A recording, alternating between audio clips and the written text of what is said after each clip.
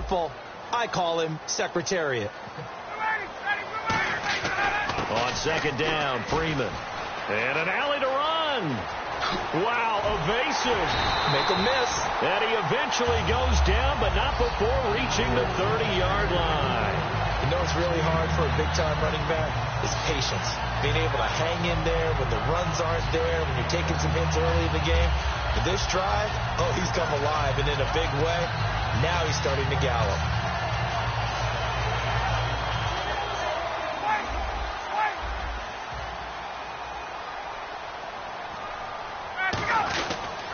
This is Freeman on 1st and 10. And he'll take this down just shy of the 25-yard line. Call it a gain of 4 on 1st, and that'll make it 2nd down. And now the defense for Dallas. Justin Durant doesn't get mentioned very often in conversation, but at the end of every game, he's made a lot of tackles.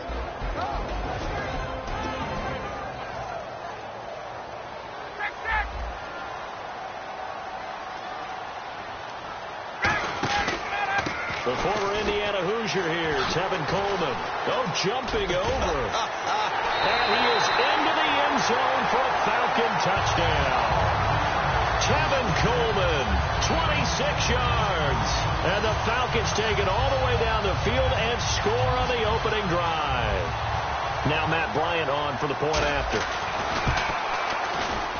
It's good, and that gives the Falcons a 7-0 lead. Now after the touchdown, it's Bosher to kick it away.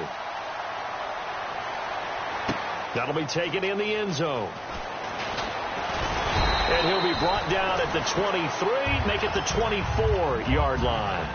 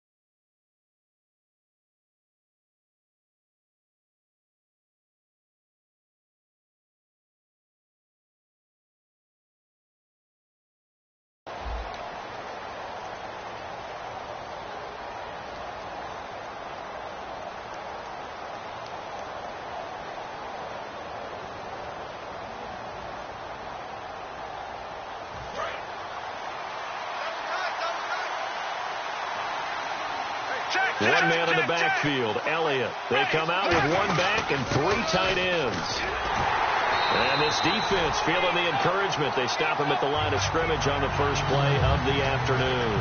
That's going to go as a loss of a yard, and it'll be 2nd down.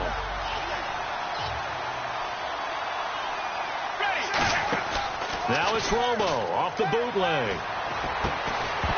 And the hit jarred loose. It's incomplete. Okay, starting lineup time offensively, Charles, for the Dallas Cowboys. How about them at number 4 in the 2016 draft? Big needs on the defensive line, and they go with the running back. They go star power. They went star power, but Ezekiel Elliott, in a lot of ways, was exactly the right decision. When they had winning success in 2014, they did it running the football. Elliott can do that for them again.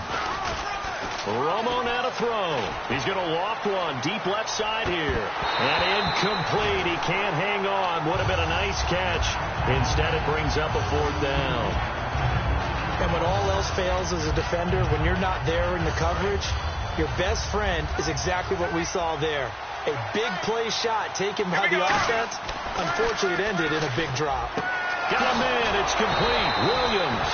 And he will have a first down here at about the 40. It's a pickup of 17 there. And they're able to move the chains as they convert on 4th and long. So the offense has it 1st and 10. And the D-line pinching together must be expecting the run. A first down carry by Elliott. And the play goes nowhere. Losing yardage back near the 40 at the 39. It's a loss of a yard there, and now 2nd down. That was a nice play by the defense, but the offense can't let that one play define them. Let it go, move on, and start over again.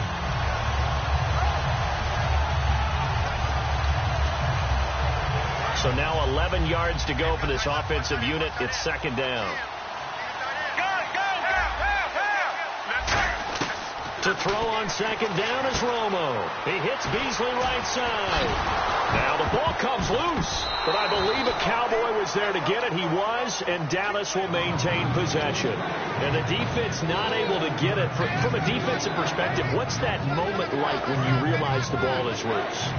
It is a moment where all concentration goes right to the football. This is something you've talked about in all your preparation for the game. And you probably talked about this training camp. Knock the ball free, take it away from the other team, and now you have that chance. There's a little bit of deflation when they end up recovering it. They knocked it free, but couldn't take it away.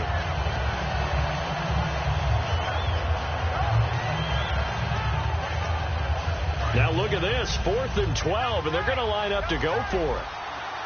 Check, check, check. Right 18. Check, check, check. 35. Check, check, check. Left 35. Right 35. They're going to go for it. It's Romo. He completes it to Bryant. Call it an even 20 yards on the pickup. And on 4th and long, somehow they're able to keep the drive going. Sitting alongside Charles Davis, I'm Brandon Gaudin, as it is Cowboy football to begin quarter number 2. And they're on the move here. They've got it 1st and 10.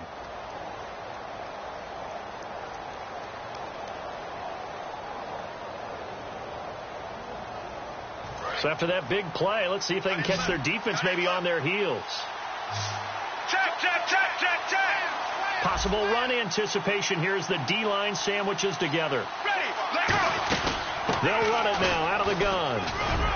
And he gets it inside the 35 and just shy of the 30. And now for Elliott, Charles, against Green Bay, 125 yards on the ground. Became the first Cowboy rookie to rush for over 100 in a playoff game since Dwayne Thomas way back in 1970. Another significant record added to what Ezekiel Elliott did in 2016. And just look at it this way. Everyone who watches NFL football pays lip service to the idea that the running game is important. I think Ezekiel Elliott really brought it back into focus in this season. And he finished just 178 yards shy of Eric Dickerson's rookie record. Check, check, check, check, check, check. On 2nd down, Elliott. And able to break one tackle, but then quickly brought down. But a nice little gain. A nice job there as he rumbles for 9. And it'll be back to a 3rd and 3.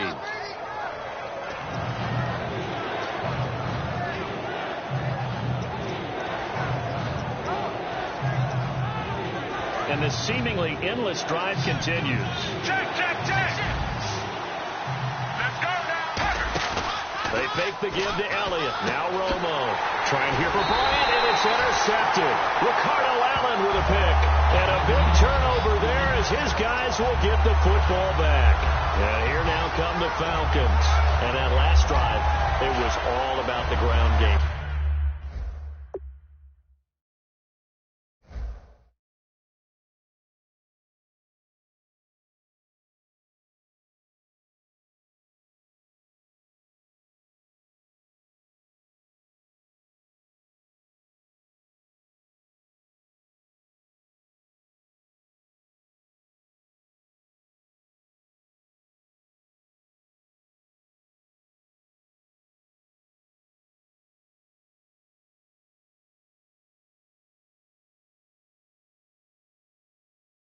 Ground and pound.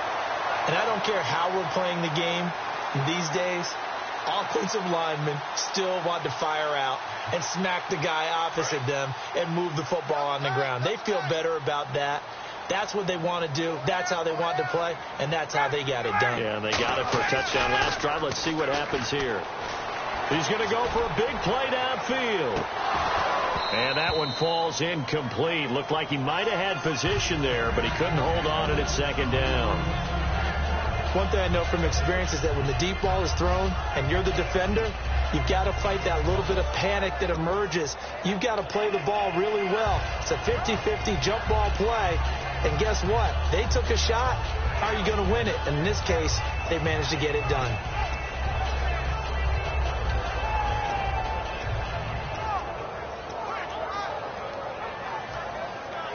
Second down now after the incompletion.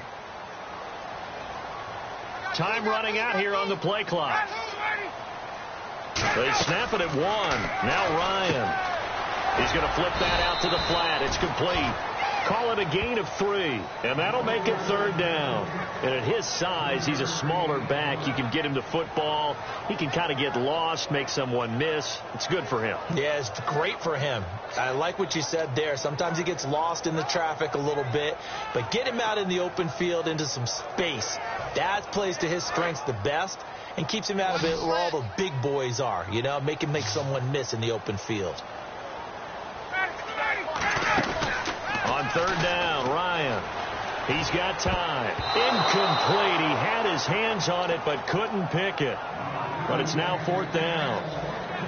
Oh, man, that was close. The opportunity to change momentum, big play, right in his hands, unable to come down with it. A sigh of relief, no doubt, on offense that fell harmlessly to the ground.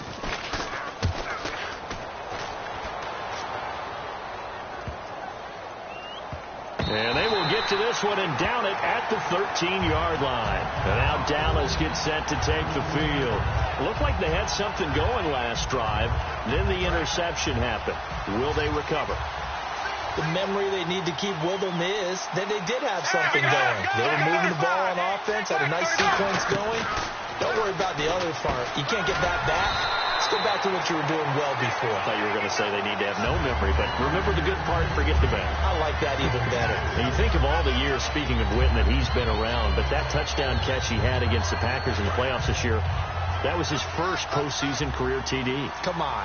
That's first, not true. yeah. That's not true. Where did you get that stat? Now, that's not as much his fault as their lack of postseason appearances, but it was his first. That's for real? Yeah. That's legit? That is legit. Hard to believe. Still, and this is a guy that hasn't missed a game since his rookie season in 2003.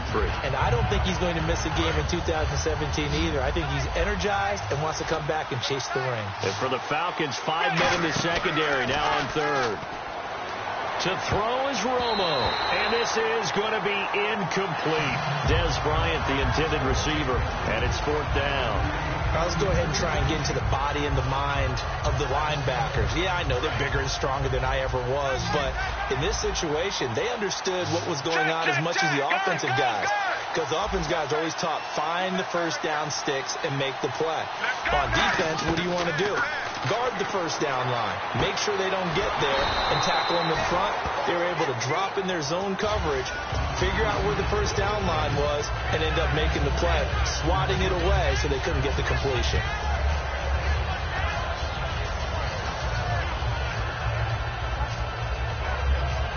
And a great spot to start this drive from here. The defensive line disperses a little bit here, maybe expecting a pass. They toss to Freeman. And some room to roam now. And down inside the 15, shy of the 10. 12 yards on the pickup, and it'll be first down Atlanta. 2 minutes to go here in the first half. We're back to Atlanta right after this timeout.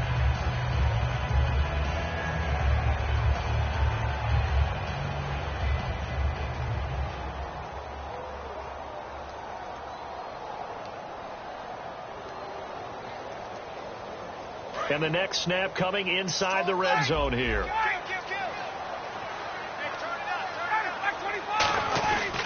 Again, they'll run with Freeman. And they're going to get him down, but not before a pretty good run right there. 8 yards on the pickup, and now they'll have some options on second and short. And now a timeout called by the Cowboys defense. It's just their first, so they'll have 2 remaining here before we get to halftime.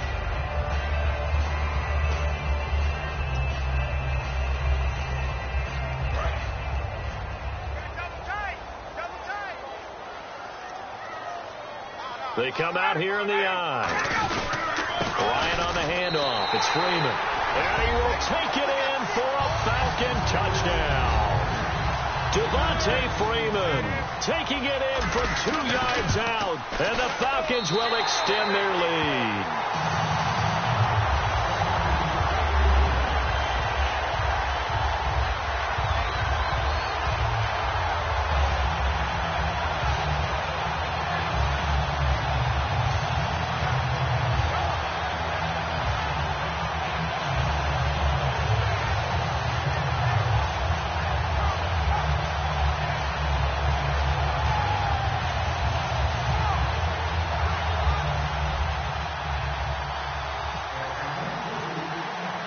Now after the touchdown, it's Bosher to kick it away. That's fielded in the end zone. And he'll get it up past the 20 to the 22-yard line. And now Dallas gets set to take the field. And last time this unit was out here, costly turnover, and then that turned into 6 points. They've got to make amends. And how many times have we sat in meetings with coaches and they use the term complementary football? Offense take care of the defense, defense take care of the offense. That didn't happen on the last possession. This is a chance for them to pick themselves back up and help their team. Yeah, we'll see if they can recoup and recover. Caught left side, Williams. Give them 11 yards that time and a new set of downs. If you're running out route, it's likely you're going to end up near the sideline. And what did we just see there? Toe tap. You got it. The benefits of practice. Toe tapping, foot dragging, picking it up, and making sure it was a catch.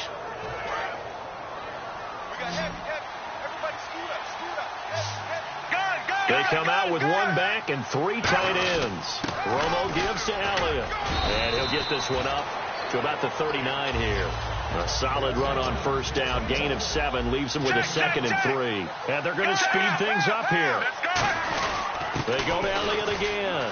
And he'll get it out a couple yards shy of midfield at the 48. It's a 9-yard gain, and it keeps the drive moving.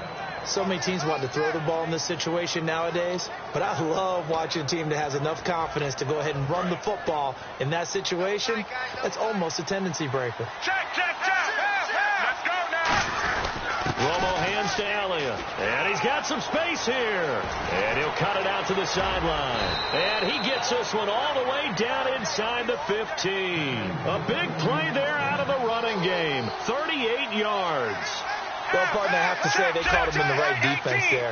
Nickel set, 5th defensive back on the field, and they love to run against that because now you typically get a bigger blocker on a smaller defender. Yeah, because those DBs like you, they want the interception. They're not as worried about the running play, right? Not at all. And I still remember being in school, and one of my offensive line teammates used to say, boy, I'd love to come downfield and hit you little people. Good run there. Now whistles come in. We're going to get a timeout here by the offense.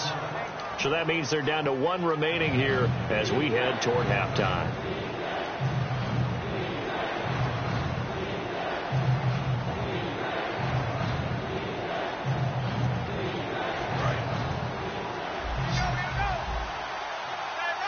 I see an extra defensive back on the field. Little surprise here on 3rd and 1. This is intercepted. A great read, and it's picked off. And they get the football, but not much on the return here as he stopped at the 7-yard line. Atlanta now coming out on the field. And the ball backed way up. So thinking with this amount of time on the clock, probably just sit on it, and we'll see these 2 teams go to the lockers. Yeah, I don't think you want to overthink it in this situation. Either side of the ball. Just go ahead and finish up the half and get on out and talk about it. So the D-line's going to spread out. After the interception, here's Ryan. And he'll be hit as he releases it, and that'll fall incomplete. Not too many things get to a quarterback of this magnitude, but I think it's safe to say that pressure can get to any quarterback. Now, he's obviously a great franchise quarterback, but felt the pressure, threw it incomplete.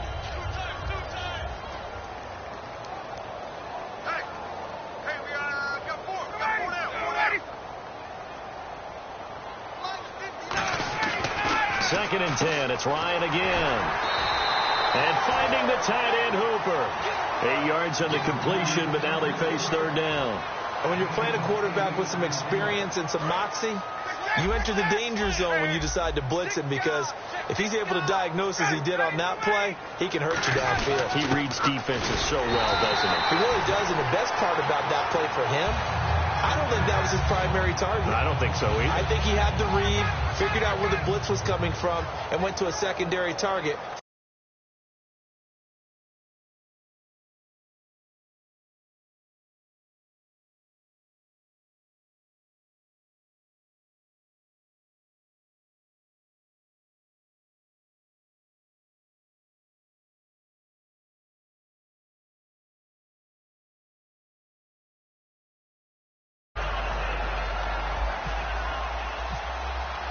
Both teams appear ready for the fight ahead, and we resume action here in quarter number 3.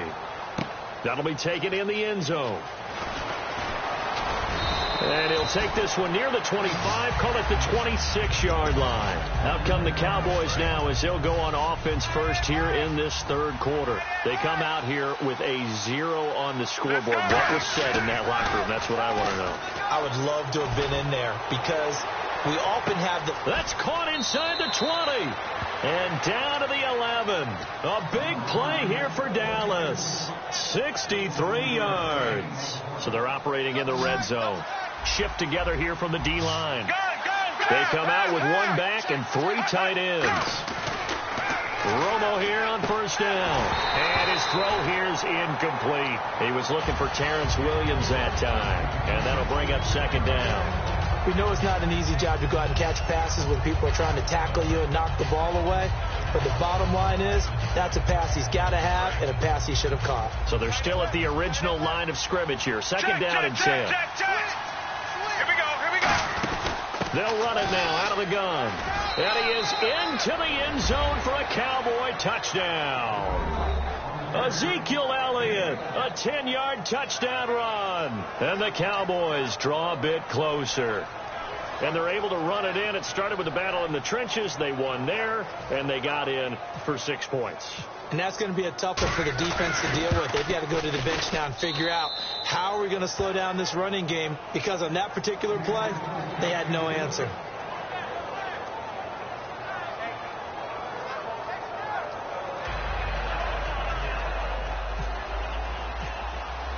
Bailey now to kick it away after the touchdown. That's fielded in the end zone.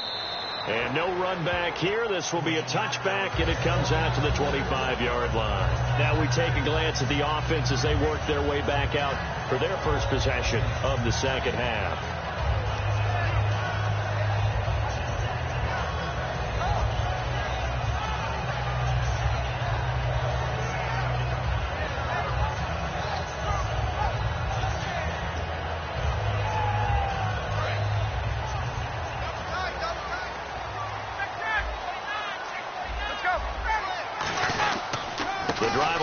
Carry by Devontae Freeman. Just a yard on the pickup there, and it'll bring up a 2nd and 9. Well, that's not a run that's going to make any of the highlight tapes, but they've been moving it well all game on the ground. This is another one that keeps them moving forward.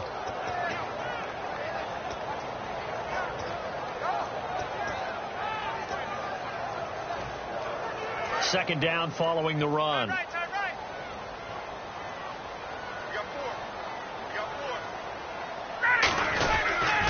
And now a 10th carry for Freeman. Back-to-back 1-yard runs here, so that leaves him with a 3rd down and 8. Well, praise has to go to the guys on the offensive line, because they've had a very nice, productive day running the football. How about that poor defensive line? They've been knocked around the entire game, and while they slowed them down on that run, can they continue to do so? Because they haven't had much success throughout this ball game. So a 3rd and 8. 1 receiver left, 2 to the right.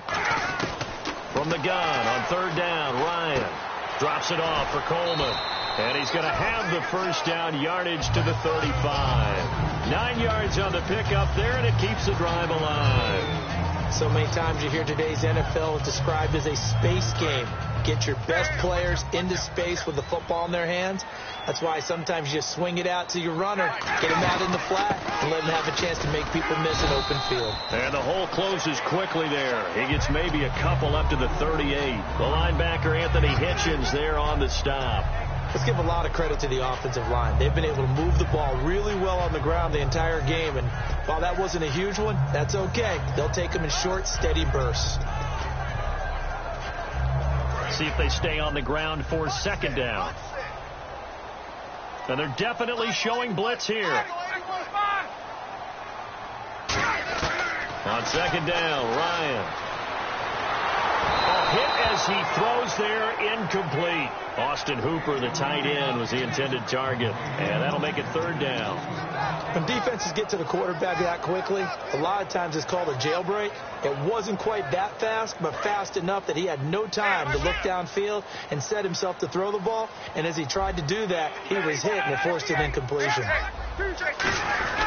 This is Coleman.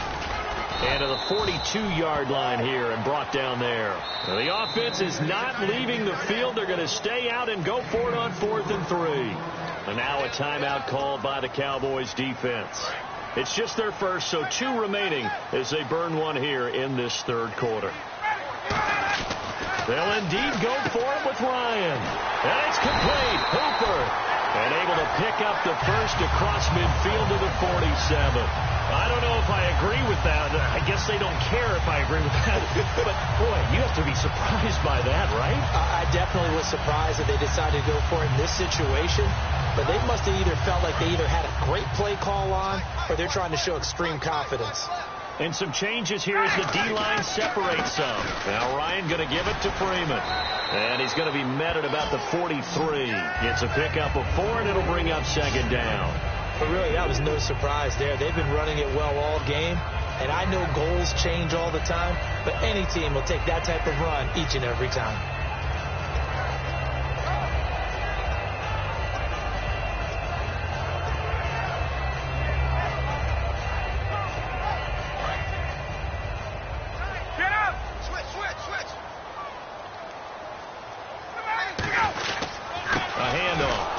Freeman. And he'll lose yardage on the play back at the 45-yard line. It's a loss of 2, now third down.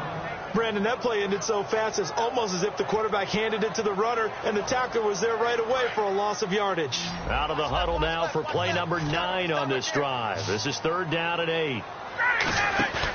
They run the play fake to Coleman. Now Ryan. Now he's going to throw deep back. He rifles one that's intercepted. Picked off Byron Jones. And the return just out across the 15 to the 16-yard line. And now Dallas gets set to take the field. And they're going to need another score. Got one last time, but still down here. When you're playing catch-up, every possession becomes crucial, doesn't it? It's vital. Get back out on the field, punch her in the end zone again. They know it's not easy, but what they do have going for them, they did score the last time. They think they've got a good formula working. And what about the defense? Well, now you're just saying to yourself, okay, gave up a score last time. What adjustments do we need to make to slow them down now and get the ball back for our own offense? Is it more pressure? Is it more zone? What do they have to do? They're trying to figure that out themselves. We'll see if they can figure that out right here. 10th carry now for Elliott. And he's going to be met at the line of scrimmage and taken down. Only a yard on the pickup there, so it leaves them needing a conversion here on third and a tough 9. And they're going to hurry. And before they can run this third down play, we're going to get a timeout. And that's going to leave them with just one timeout remaining still in the third quarter. We'll see if that comes back to haunt them. We'll be back.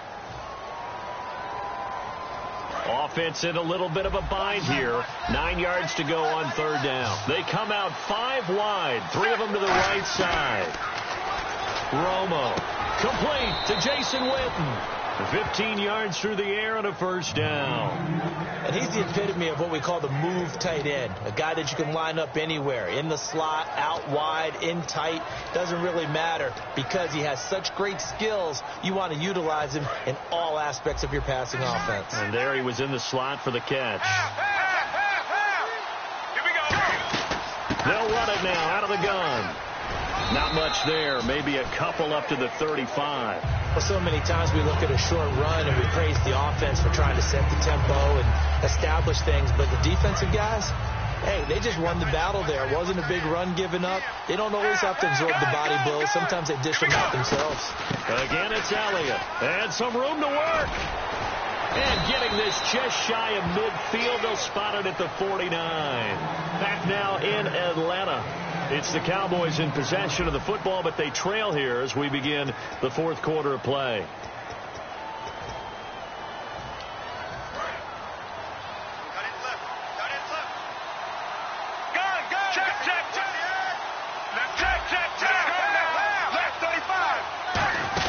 They'll run it now out of the gun.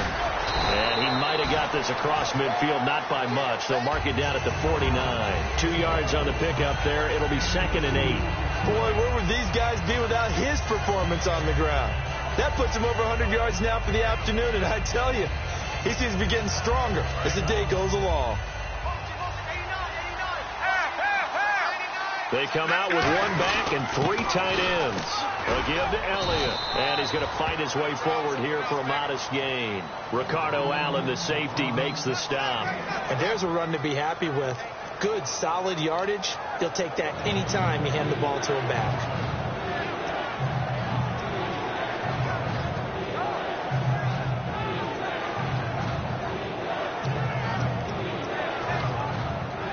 Trying to keep the drive going here. This is play number 7 on 3rd and 2. They come out 5 wide. 3 of them to the right side. 3rd and 2. It's Romo. And Beasley with it over the middle. And he's able to get it to the 31, and that's enough for the first. That one goes for 13 yards, and it moves the sticks. Would it be safe to say that as precise as routes are supposed to be run in the NFL, maybe they're not quite as precise in college ball? That's accurate, yes. And I think we saw a college route in the NFL there. Just find the soft spot, find the dead zone, and find the first down. And that's what he just did.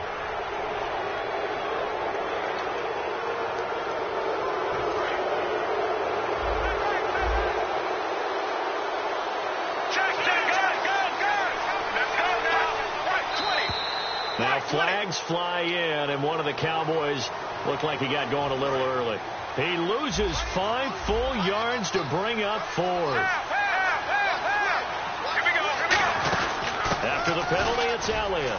And he'll take this inside the 30 to about the 29, maybe the 28-yard line. 3 yards on the pickup there, and it'll be 2nd down. But I think we know by now that every run is not going to be broken and get all the way to the end zone. But these short ones still have their value. You can still set up your play action and throw the football. You control the clock because you have the ball and they don't. And often the physicality sets the tempo for the game. This is Elliott, and he'll be dropped at the 23 after a pickup of about 4. When you find that kind of yardage, you couldn't be more confident as a ball carrier. And guess what? You're going to go back and tell your offensive coordinator, I'd like to keep carrying it, thank you. And a really long drive here, and it goes on and on.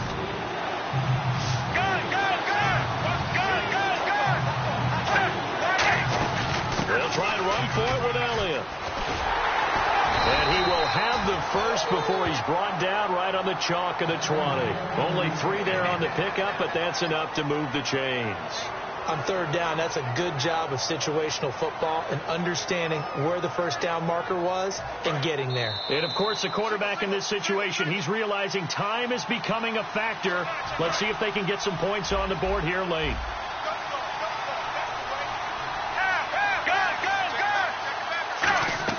Now a first down throw. Romo. They'll set up the screen to Elliott. And he is going to lose yardage here. It's a loss of 2 there, bringing up 2nd down. You know the key to a good screen pass is, don't you? Bet you're going to tell me good blocking? Well, good blocking eventually. But first is good acting.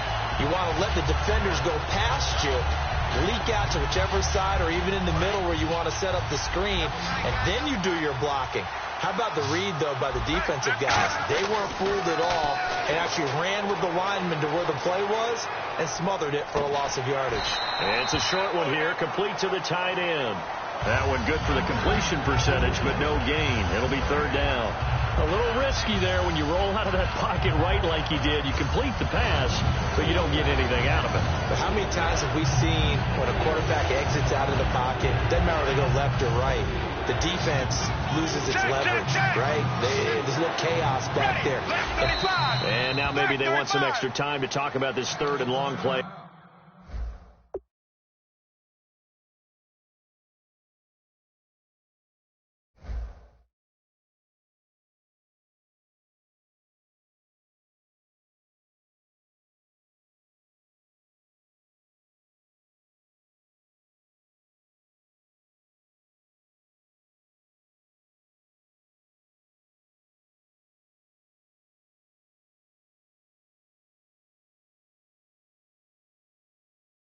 We'll get a timeout. That'll be their third and final stoppage here as we step aside. Long drive. The defense just cannot seem to catch a break and get off the field. So now at 3rd and 12 with an extra defender here in the secondary, a nickel look. He completes it to Bryant, and he'll take it into the end zone for a Cowboy touchdown. Dez Bryant in the final minute, and the Cowboys are an extra point away from tying the football game. And now a critical extra point attempt here. And no sweat, he puts it through, and we are tied here in the 4th. Set to go now with the kickoff. These two teams all even again as we continue in this wild 4th quarter. That'll be taken in the end zone. And he'll wind up about 4 yards shy of where he would have been if he had taken a knee, as they'll start at the 21-yard line. Now the Falcons offense gets ready to head back onto the field. They have a little bit of time here to get into field goal range, not much. In a tie game, you don't want to do anything crazy, right? I agree with you on that one. Risk-reward, okay? If you go for it, what is the absolute reward on this? But the risk is probably greater. Run the clock out. Now hold everything here. We're going to get a timeout by the offense. It's just their first. They've got 2 more to use here in the final stages.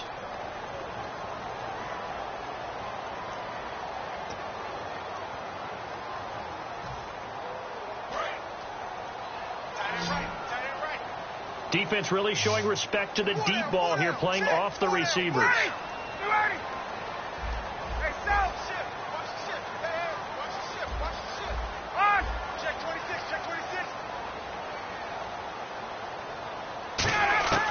Here's Ryan. Now he'll dump it underneath to his running back, complete. They get 11 back on that one. It leads to 3rd down. I'm going to show my age here a little bit. We used to talk about running backs catching the ball as safety valves. Nowadays, they're a big part of the passing up. Now whistles come in. We're going to get a timeout here by the offense. That'll leave them with just 1 remaining in this 4th quarter of play.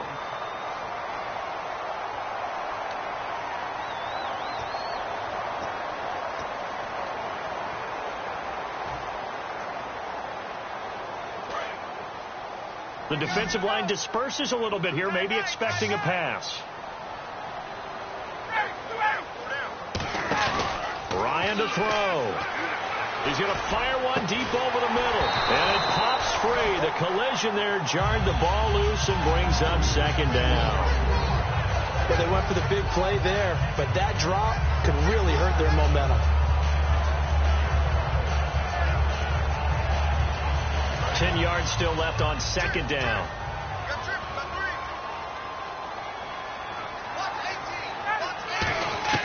Now Ryan. And he will go down. A Cowboy sack. And here in overtime, if the team that receives the ball scores a touchdown, it's over. If they don't, we can still have some more football. That's exactly right. If they go down and kick a field goal, the other team gets a possession to either match it or score a touchdown to win the ball game. If both teams kick field goals, the next team to score wins. But if the receiving team throws a pick 6 or fumbles the ball and it gets picked up by the defense and they score, the game is over at that point. Nothing between these two teams for 4 quarters. Here we go to begin overtime. And this will be a touchback as that sails over the end line. Here comes the Atlanta offense now ready to take over here. They control their own destiny here. They have the football in overtime. Obviously, a touchdown would win it. And I think teams around the league are still adjusting to the idea of going downfield, scoring a touchdown wins the game, because they were used to just going downfield and trying to get in field goal range to win a game.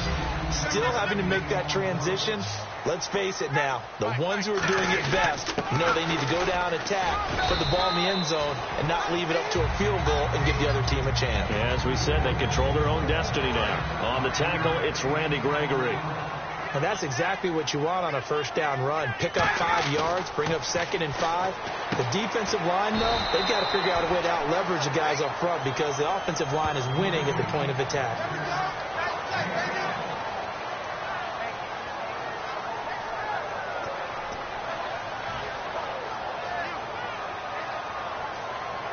So completion on 2nd down, that brings up 3rd. Ryan now to throw on 3rd down. And it's complete. Hooper. 3 yards there, good enough to keep the drive moving. Oftentimes we think of those tough yards as grinding yards that a running back has to pick up. How about the tight end there picking up the first down in that situation? That's what he's there for, right? Big fella, get it to him. Let him fight off some people and pick up the necessary yardage. Freeman, the lone man in the backfield. And able to push forward for right around 3 yards down to the 42. Cedric Thornton, the one that got him down. Some of the most unselfish players on any football team, defensive tackles, because we ask them to just eat up blocks and allow other people to make tackles. But when he can make a play himself, as we just saw there, that's a big day. Now Freeman, he's been busy today. Calling a gain of a couple, and that's going to leave him with a 3rd and about 5. Partner, we know today's NFL is really built around the guy throwing the football. But these short runs, they still pay dividends because they can take their toll on a defense, and they can add up as the game goes along. You control the clock, you control the ball, and that way you often control the game. Call it a gain of 5, and that's going to bring up a 4th down. So much about offense is what you call hidden yardage. You know, you throw the ball to someone, they catch it, and then they can make a big play. You know, they create a play, run after catch. They did a really nice job here of limiting that and keeping them from the first down. They stopped him in his tracks. The Falcons go for it, but it doesn't work out. And the Cowboys' defense is going to get them the football back. Now the Cowboys' offense heads back onto the field. Their defense did its job, got the stop. All they need is 3, and this is over. Couldn't have done much else other than score themselves and end it. And the defense loses him. It's complete. And he is in for the score. And it is absolute stunned silence here as they win it on the road in overtime. Well, you never know what you're going to expect when you come to the stadium to call a game. Sometimes you get good ones. Sometimes you get bad ones. Sometimes you get great ones. And that's what we had here. What an exciting finish on that last big play. And I think that as we look at it, when you're talking about a great finish, which went along with a game that obviously was dramatic because we did get into overtime, what type of play calls do you have left? What have you not shown? Or what have you made an adjustment to what you've worked on all the way through that's going to give you the play we saw to win the game? Because I know everyone's thinking that was something they just drew up. It might have been something they've been working on, and now they got the right matchup. And for Charles Davis and our entire crew, I'm Brandon Gaudin. You've been watching the NFL on EA Sports.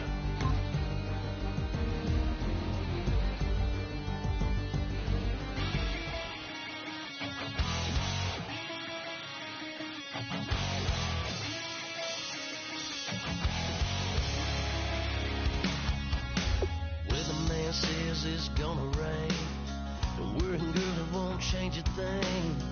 Yeah, we still got plans tonight. We're gonna kick it, that's a given, baby, rain and shine.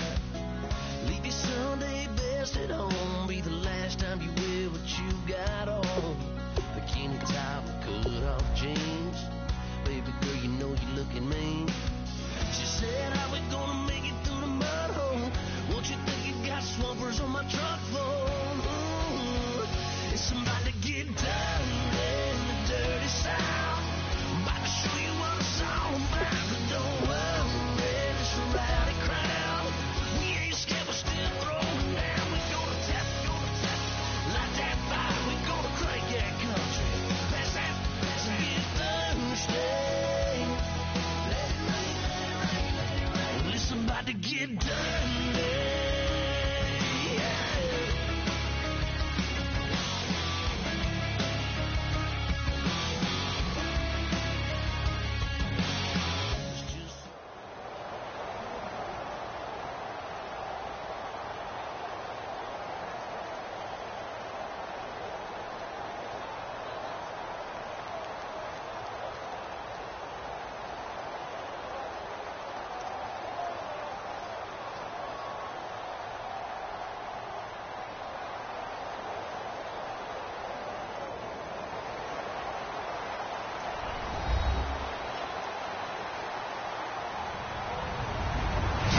everyone. I'm Larry Ridley, and this is the NFL on EA Sports. Anticipation is mounting for today's game, and we've got two quarterbacks looking to make an impact. It's Ryan's Falcons going up against Ryan's Falcons. So with that, we'll send you out to the Georgia Dome in Atlanta, home of the Dirty Birds, where we bring in the two men who will call the action, and that's Brandon Gaudin and Charles Davis. Gentlemen. Thank you, Larry. From the home of the Falcons since 1992, there's a look inside the Georgia Dome, just on the outskirts of downtown Atlanta. Coming up, we've got what can only be described as a mirror image matchup between the Atlanta Falcons and themselves. That's fielded in the end zone. And a couple yards deep, he'll go to a knee. He won't return it. And they'll take it out to the 25.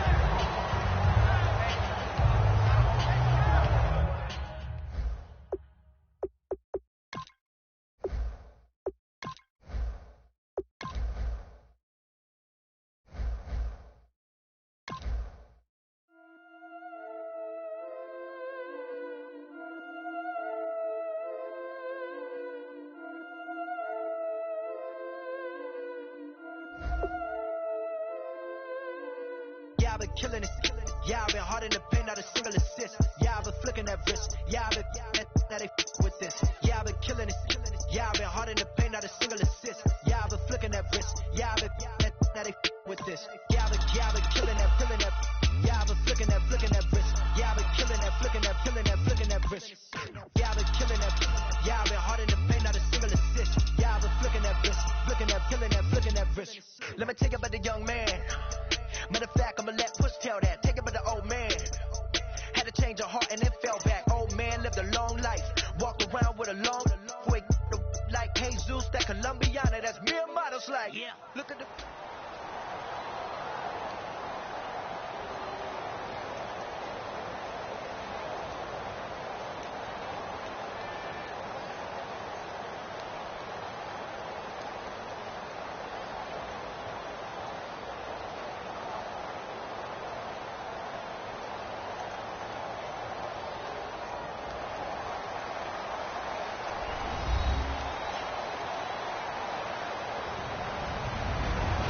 Everybody, I'm Larry Ridley, and this is the NFL on EA Sports. Tonight's matchup features two quarterbacks who will be trying to lead their team to victory. It's Ryan's Falcons going up against Ryan's Falcons. With that, let's get you over to the Georgia Dome in Atlanta. Here are Brandon Gaudin and Charles Davis. Larry, we are just off of Centennial Olympic Park Drive at the home of the Falcons since 1992. It's the Georgia Dome here in downtown Atlanta. Coming up, we've got what can only be described as a mirror image matchup between the Atlanta Falcons and themselves.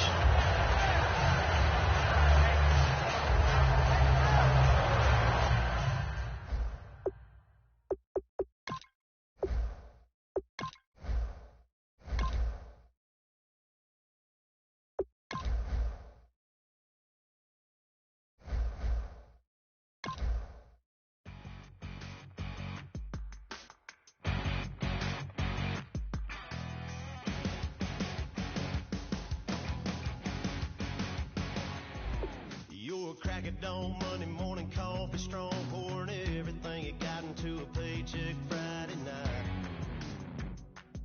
Your power stroke, diesel backhoe riding king, 18-wheeler driving, living life in between the lines of clocking in and quitting time. Then the six-string circus comes to town. We hang them speakers over the crowd. When the lights come on, everybody screaming, lighters in the sky, yeah, everybody singing every word to every song of the girl they're taking tonight. When the lights come on.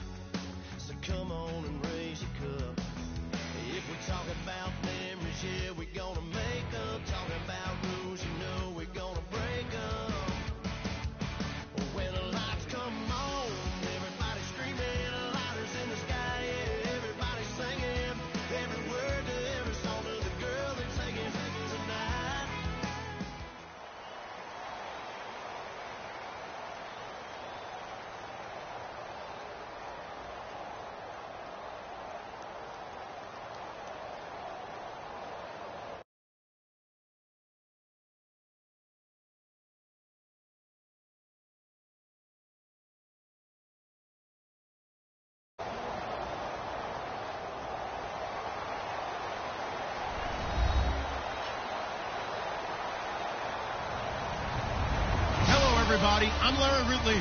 You're tuned in to the NFL on EA Sports. Tonight's matchup features two quarterbacks who will be trying to lead their team to victory. It's the Cowboys going up against the Falcons. With that, let's send you to Atlanta now, where Brandon Gaudin and Charles Davis are on the call. Well, there's a new building set to open adjacent to us to the south, but for now, they're still playing football at the Georgia Dome, and that's where we're located here in downtown Atlanta. Today, we've got a good NFC matchup on tap between the Dallas Cowboys and the Atlanta Falcons.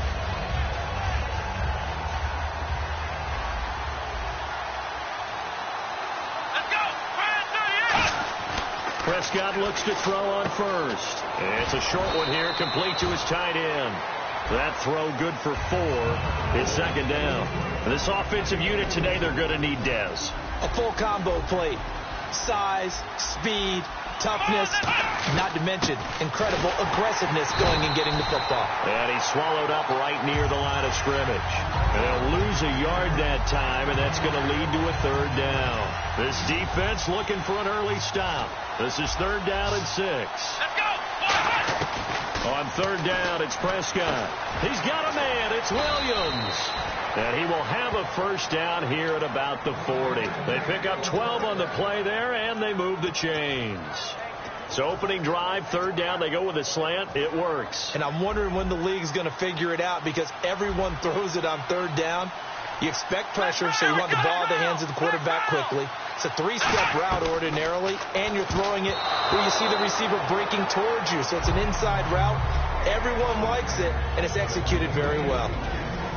The starting defense for the Falcons. When you see Brooks Reed going after the quarterback and you see that hair trailing out from under his helmet, look out. Now Prescott, and he hits Jason Witten, the tight end. They give him 17 yards that time, as that'll move the chains. There's a completion to the tight end, and I think that we're looking at something out of Central Casting, frankly. Absolutely. I mean, size, the hands. Speed. I mean, can flat out run. You put that whole package together, you light up the eyes of an offensive coordinator, don't you? They'll run it now out of the gun. 5 yards is the tally on first down. That brings up second and 5. Offensive linemen love creating space for their guys carrying the ball, but when that guy also breaks tackles and creates extra yardage, they almost feel like he's one of them, and they really embrace him. Looking for his tight end, Witten, and it's intercepted. And now look at him go. A great read, and he takes this one back into the end zone, and the Falcon defense has a touchdown. And the defense could not have written a much better script than that first drive, pick 6. The offense never got a chance to really get oiled up there, did they? But the defense, they certainly got in gear. What a big-time play and a great way for them to start. And now the offense, they've got to turn things around and figure this out, because your backs are on the ground real quickly. Yeah, usually when you're starting the game getting the ball, 0-0 is the only score you're worried about. Now the second time you get it, you're already down a touchdown. And now Dallas gets set to take the field. And last time, decent field position through the pick 6. Obviously costly. But they can't afford to just bunker in now. All right, good field position means go ahead and attack on offense. Try and press. And he fires one that's intercepted. A great read, and it's picked off. And he'll get this one out to the 50 to the midfield stripe. Certainly not how they envisioned ending their opening drive here in the first quarter. Too many ones in this play. First quarter, first drive, first interception thrown. And that last one, that hurts.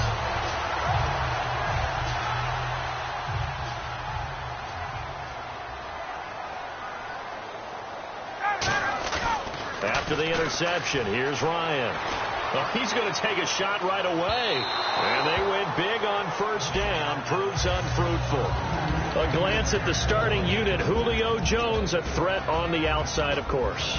Combines great athleticism, incredible speed, and a whole lot of toughness to be one of the better receivers in the NFL. A first carry for the tailback, Devontae Freeman. And this one goes nowhere.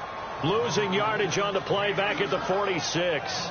And frankly, Brandon, we're talking about things I'm not sure we ever thought we'd talk about in the NFL. And a lot of that is the speed at the linebacker position. A lot of these guys in college, They were safeties. They moved them up to outside linebacker to combat the spread offenses, and now we're seeing it in the NFL. Those same guys using their speed to make plays in the backfield, similar to that one. Into a double team, and it's intercepted. Picked off by Morris Claiborne. And they take possession of the football and have it at the 36-yard line. And now Dallas gets set to take the field. And last time, one-play interception, so this offense, they should be fresh. That's a good way of putting it. And I can't wait to see what they decide to do with play calling, because a one-play drive where you throw an interception, a lot of people think the very next time out, run the football. And that's caught inside the 35. It's a big play for the Cowboys on third. And even 40 yards. Now, that play will end up on the highlights, and you'll see it all over the place. But what you won't see, the offensive line that bought the extra time, that allowed for the big completion downfield, those guys made that play possible. They'll come out in the pistol. First down, Prescott. Got a man over the middle. It's Williams. 7 yards, the pickup on the pitch and catch. In today's football, where receivers break tackles, make people miss, get upfield for the extra yardage, when you see a play like that where it's caught and he's dropped on the spot, that's a big-time play by the defense.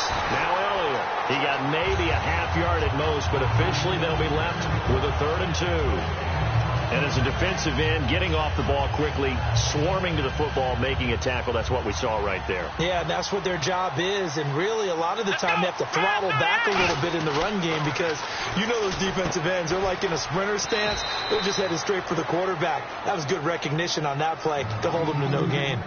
I'd love to sit down at some point in our offseason and talk to these defensive coordinators in the red zone. Tight end is obviously a big threat, yet these guys continue to make plays. Is there any other way to stop them? Apparently not. In the red zone, like you said, that's your guy. They got it to him. Supreme confidence in going to a playmaker.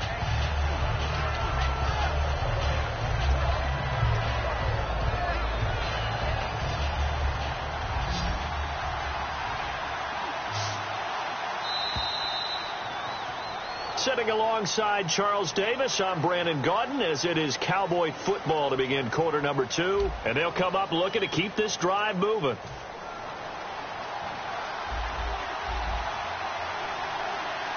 Let's go. 1, 9. Second down, Prescott. Going right side, he has Witten. Call it a 3-yard gain, and that's going to bring up an interesting 3rd and goal. Obviously, this has not been a banner game throwing the football. So what you got to do? And on 3rd and inches, we're going to get a whistle and a timeout. They'll have 2 remaining as we step aside here in this second quarter.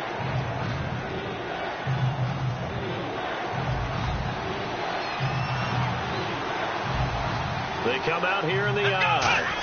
And he'll get in. Touchdown, Cowboys. Dak Prescott taking it in. And the Cowboys are an extra point away from tying the football game. It's good, and we're all tied at 7 apiece.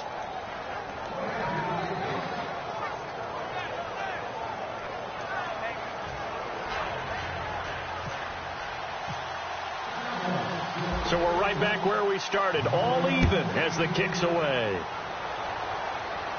That'll be taken in the end zone. And he'll make it across the 20 as his guys will set up shop at the 23-yard.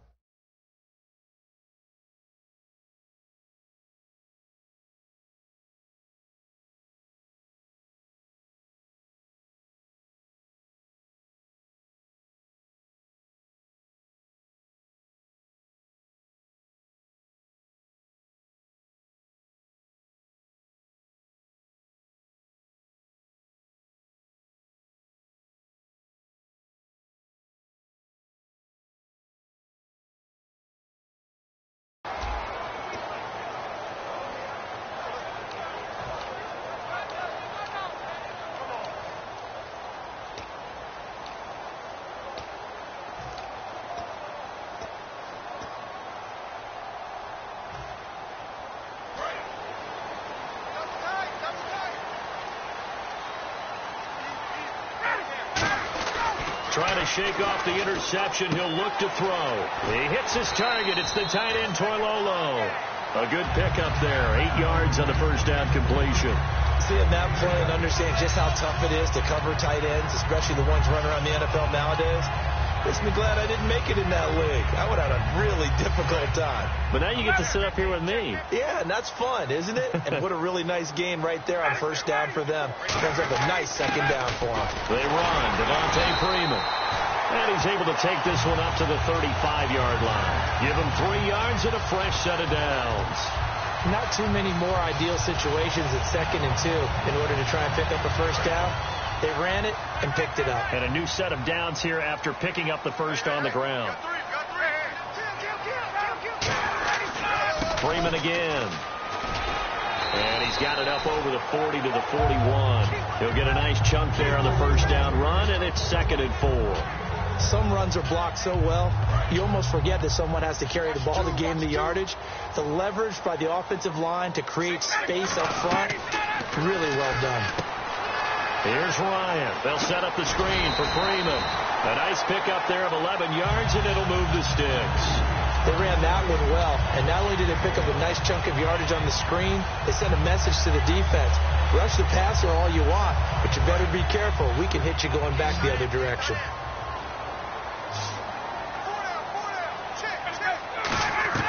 Throwing now, Ryan on first down. Swings it out to the flat for Freeman. And he'll be taken down at the 44-yard line. It'll be a gain of 4, and it'll be a 2nd down. Everyone's got to be able to catch the football. Doesn't matter what position you play, but if you're on offense, be aware a ball may come your way. A fake to Freeman. Now it's Ryan. Flush to his right. Wide open receiver complete. And he gets this one all the way down inside the 15. There will always be a place for methodically marching the ball downfield. But when you can pick it up in big chunks and strike like that, have explosive plays, that's often the difference in winning and losing. Those types of plays that can knock a defense off balance, that'll drive a team towards a victory. From the red zone now, here's Ryan on first down. Levine Toilolo, the tight end, is intended target. And it's 2nd down.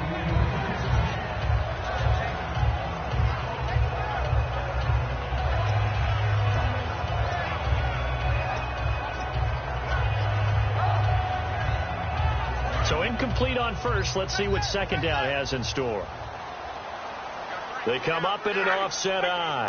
Looking to jam the receivers at the line here. Press coverage look defensively. And not only did he drop it, he dropped it in the end zone. After all the preparation, all the practice, a play like that will absolutely break your heart. They had everything they wanted, just unable to complete it. In the end zone, a big-time drop.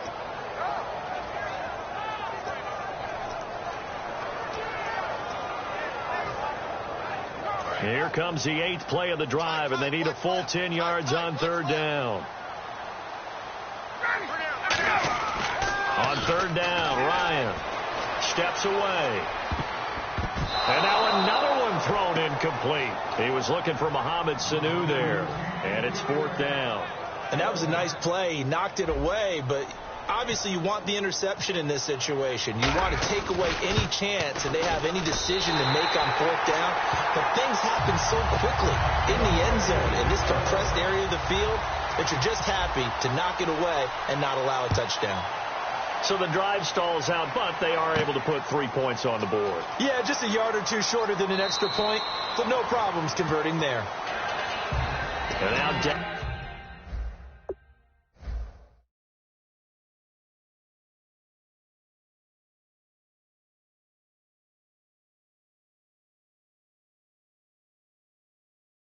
Dallas gets set to take the field, and they're hoping to capture some of that magic they had last time out when they were able to put together a scoring drive, but they're still down here, Charles. Not the major concern, though, because of what you talked about. They scored the last time out. They feel good about themselves. They feel like their game plan is now in effect. They know how to attack and what plays they want to put together, but they've got to keep it moving in the right direction because, as you did note, They are down on the scoreboard. 15 yards through the air and a first down. That was a nicely run slant route, and what the receiver's trying to do is make the defender think he's going upfield for a deeper route, and then breaks it off, usually after about 3 to 4 steps, and cuts towards the middle of the field. And now what he's trying to do is use his body to keep the defender away from the football and get the quarterback a really nice target. Prescott now. And oh, look at that, a diving catch. 17 yards on the pickup there. The drive will continue. It's a first down. I know that rookie quarterbacks have to earn veteran receivers' trust.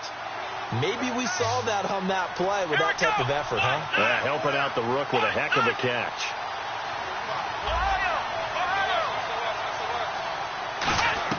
A first down throw for Prescott. He sets to fire deep. He couldn't quite hold it. Got hit. Ball pops out. Incomplete. Cut me out, partner. Was that incomplete? That was on a deep ball to Dez. And that's a surprise. The way he attacks the football in the air, it's always surprising to me when he doesn't complete a pass like that. And the D-line pinching together must be expecting the run.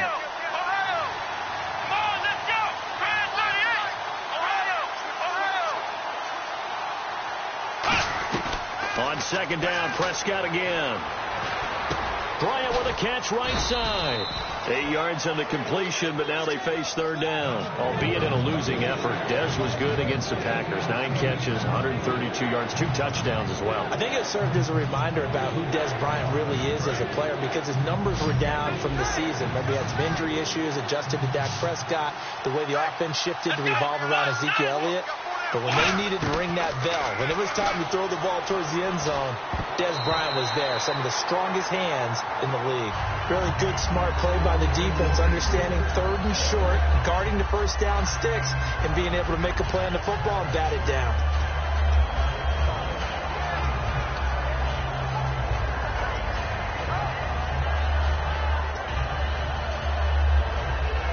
Would have been right at about a 52-yard field goal try, but no, they are going to go for this thing on fourth down.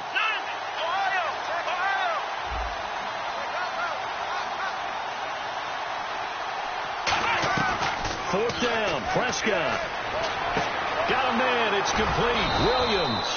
And he's going to get the first down as they bring him down at the 23. Not only is the slant route really difficult to cover, it's a real staple play for an offense on a fourth down because it's a quick-hitting play. Get the ball in the hands of the quarterback right to the receiver. And the receiver has to be ready because that thing's coming on a rope.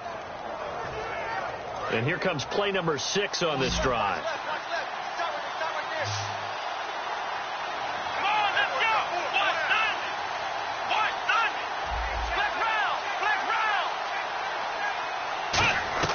Prescott on first down. And no escaping this time as he'll go down. They got him for a sack. Now hold everything here. We're going to get a timeout by the offense. So that means they're down to 1 remaining here as we head toward halftime.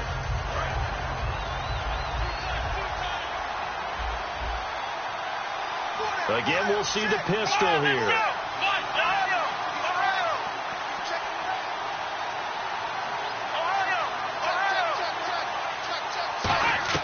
Second down, Prescott going up top. Oh, he almost had it for the pick. A great chance there for the interception in the end zone. Instead, third down. A missed opportunity for an interception would have killed off the drive. They had a chance there to finish things off. Didn't get it done. I guess that's why a lot of those guys do not play offense. Third and long for Prescott. Got a man over the middle. It's Williams. And he's able to get it down to the 25-yard line. It's a gain of 9 yards. And that'll bring up fourth down. Now whistles come in. We're going to get a timeout here by the offense. And with halftime on the horizon, they'll be out of timeouts from here forward. The Cowboys will turn it over now to Dan Bailey for the field goal try. Right hash mark of 42-yard attempt.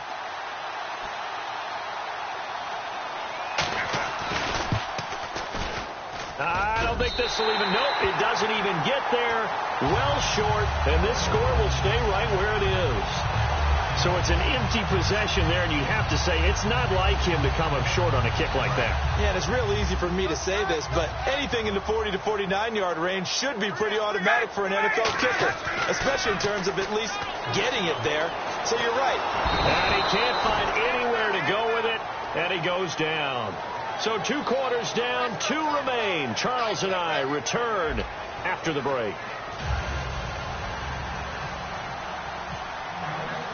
So both teams have their marching orders, and we'll get going again here in quarter number 3. That's fielded in the end zone.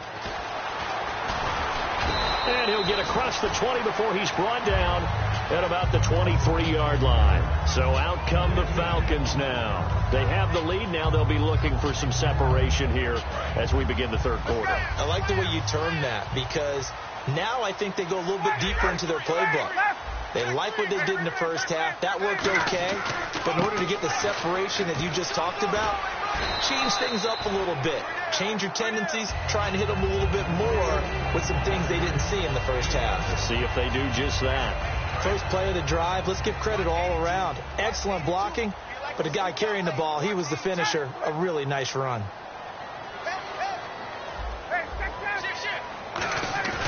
A fake to Freeman. Now it's Ryan. He's going to let this one go. Oh, this is taken in. It's complete. They give him a gain of 37. A nice job there, Charles. They picked up the blitz, were able to complete the pass. That had the total feel of a quarterback in control.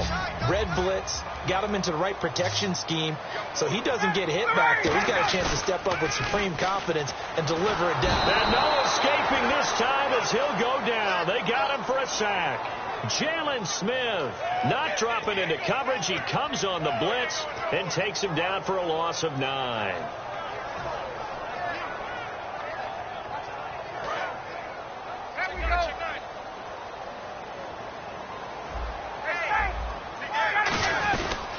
Now a handoff. It's Freeman. And he'll take it inside the 40 to the 39-yard line. He'll get 3, but it leaves him with a big hole here on 3rd and very long. I do know from experience that when you slow down someone's running game, you're now doing the dictating on defense. And guess what? Now you're getting ready to tee off on their quarterback because they have to throw it all the time. But you still have to be alert for the draws and other plays of that nature to make sure you don't get hurt. 3rd and long. It's Ryan.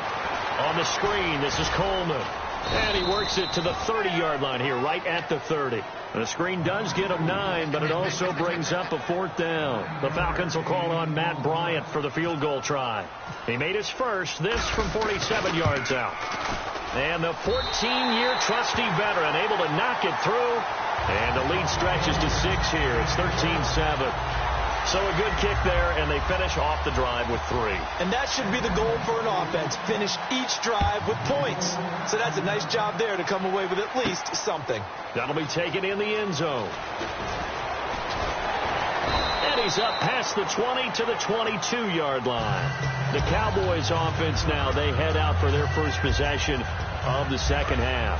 They trail offense, first time to touch the ball in quarter 3, and we'll see what they can do. And I can't wait to see what they have planned, because some teams script to start a half. Other teams just go, okay, these are the sequence of plays we want to run. These things work well for us. And sometimes they throw in that big chunk play right away. Shocker. Try and get after them early and try and create a big play to give themselves some momentum. See what they have up their sleeve. On 1st and 10, Prescott. And it pops free. The collision there jarred the ball loose and brings up 2nd down. Brandon, Super Bowl 33 saw Atlanta take on Denver, and they were led, of course, by John Elway at quarterback. Here we are now with Super Bowl 51, and Atlanta back in the Super Bowl. This time, they get Tom Brady. They don't catch a break at the quarterback position, do they? Couple Hall of Famers. Yeah, it's not going to be easy. That last one was in Miami. This time, of course, in Houston. We'll see if they have better luck this go-around. Well, the one thing Atlanta has in their favor this time, probably the league MVP and their own quarterback, Matt Ryan. And this defense looks for one more stop here on 3rd after the run. They'll run with Elliott. No gain on the play there. A nice job defensively. And it likely forces a punt situation on 4th. That was a terrific job by the defense stopping them on 3rd and short. But sometimes you get some visual cues from the offense because when they're going in short yard situations, you might see the offensive line come in tighter together, a little more shoulder to shoulder, trying to wedge a hole in the middle. They didn't get it done on that play. Prescott, and it is incomplete. So certainly an interesting call there to go for it. And the Falcons will take control of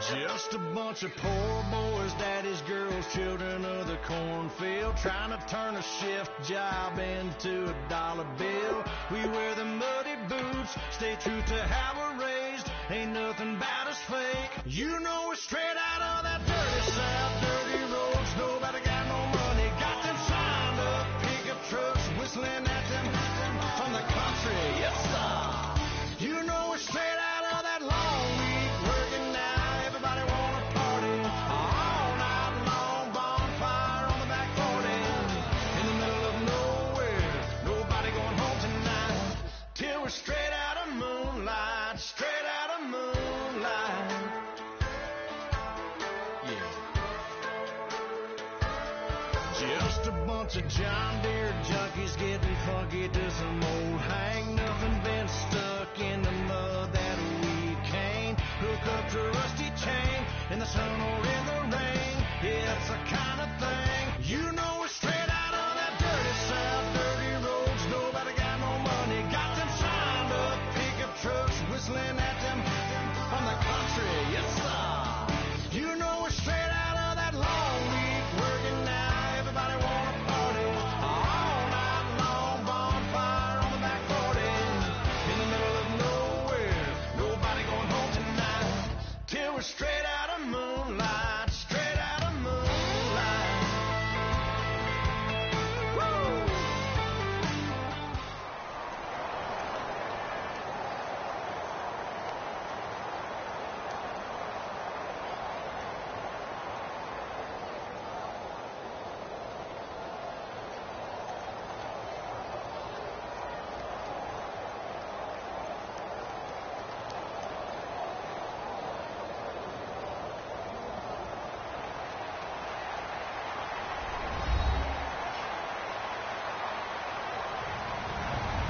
Hello, everybody. I'm Larry Ridley. Welcome to the NFL on EA Sports. As we head towards kickoff, 2 quarterbacks will be on the field today trying to push their teams to victory. It's the Cowboys going up against the Falcons. So with that, we'll send you out to the Georgia Dome in Atlanta, home of the Dirty Birds, where we bring in the 2 men who will call the action, and that's Brandon Gaudin and Charles Davis. Gentlemen. Thank you very much, Larry. You are looking live at the Georgia Dome here in downtown Atlanta. Today, we've got a good NFC matchup on tap between the Dallas Cowboys and the Atlanta Falcons.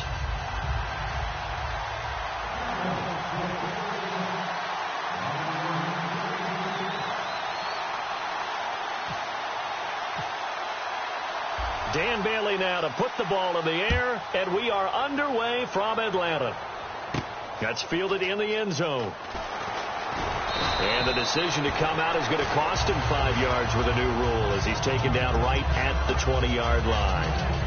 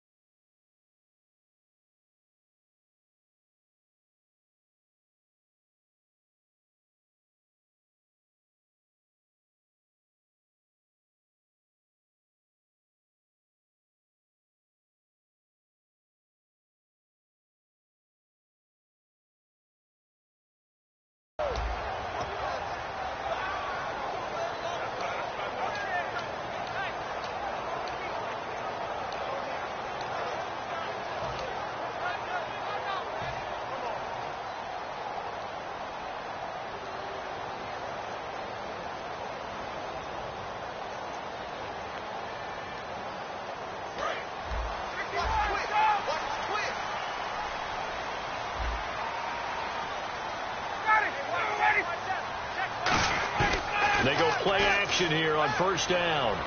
Eluding the pressure right. And some space here. It'll be a gain of 8 yards, and it's a second down. And him running the football is not something that defenses spend a lot of time preparing for. But this guy has a survival instinct and a knack for knowing when exactly to do it.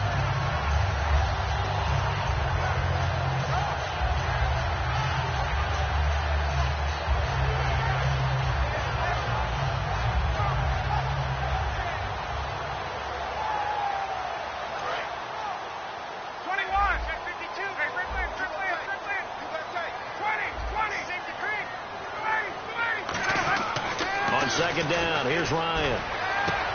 Looking for Jones, and it's intercepted. Picked off by the linebacker, Sean Lee. And they are going to set up shop at the 40-yard line. Well, that's a drive killer right there. Not a really confident throw either. This one was kind of up for grabs, and it's going to come down the hands of the wrong team. So the D-line's going to spread out. Bryant spread out to the right. Here's Prescott, and his first pass is incomplete. Jason Witten, the intended target. That'll bring up second down. Here's the offense, and I don't know what more you can say at this point in his career about Jason Witten. You just give him full respect. This is a guy who knows how to do everything on the football field. Not just catch the ball, but huge in the run game with his blocking at the line of scrimmage.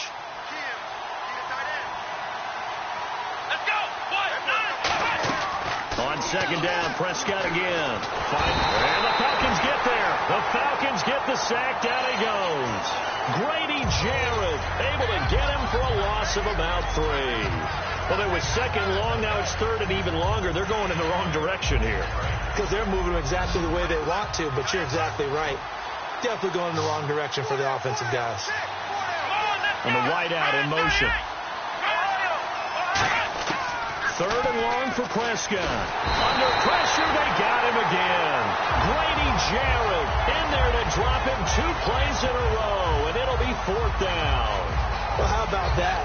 A dime set on defense, 6 defensive backs. None of them blitz. They're just back there in coverage. Defensive lineman gets the sack. That's where the O-line, they go to the sideline, they keep their helmets on so the cameras can't find them, right? Yeah, the cameras can't find them, but I know one thing. The O-line coach will.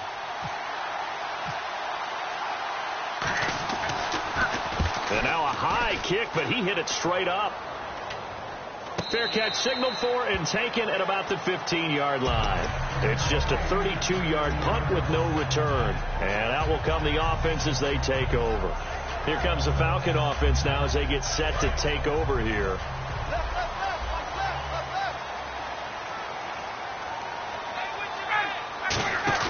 They go back to the air here after the INT. And this one's incomplete. Patrick DeMarco, the fullback, the one he was looking for. And now it's second down. And here's a look at the starting offense.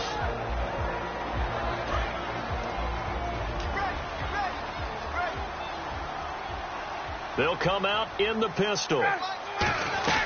Second and 10 now. Ryan out to the flat. That's complete to his running back. So a nice job to break the 1 tackle, but not much daylight after that as he's brought down.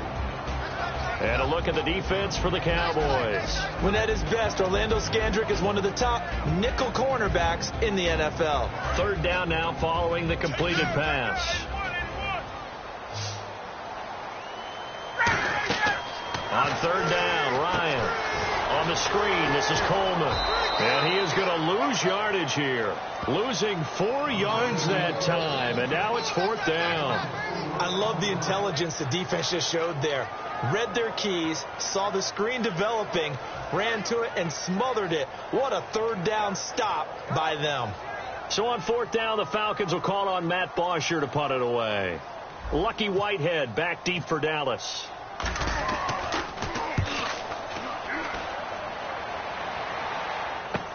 Fielded just inside the 30. We'll call that a punt of 54 yards. Well struck. And the offense will take over with a new set of downs. And out now come the Cowboys. And a 3 and out on that first drive. We'll see if they can do better here. They should have a better opportunity because the nerves should be settled now. That first series, everybody goes out with a little extra emotion. So now they get a chance to go back out and say, okay, now we're into the game. Let's go play and play as best we can. You almost get a mulligan then on that first drive? Sometimes it absolutely serves that way. You get a second opportunity. Nothing big happened. But then again, you didn't commit any mistakes either. Off you go. Bryant, the lone receiver, left. Prescott now on second down. And he hits Jason Witten, the tight end. And he's going to get this all the way down inside the 35. 23 yards on the play. And there's another completion to the tight end. And let's face it, it is hard to overthrow a 6'6" target. It is indeed.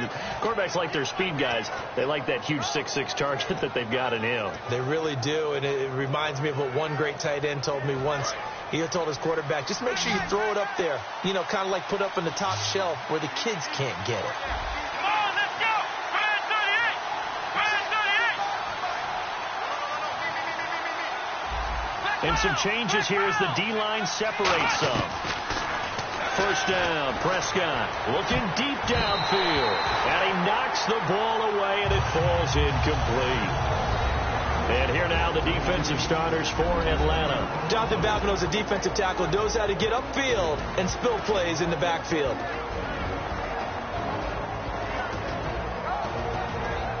Offense looking to avoid a 3rd and long. It's 2nd and 10. They'll run it now out of the gun. And room there to work it inside the 25. It'll be a pickup of 10 yards. And that'll bring up what looks to be a 3rd and inches. Can't be more than a half a foot.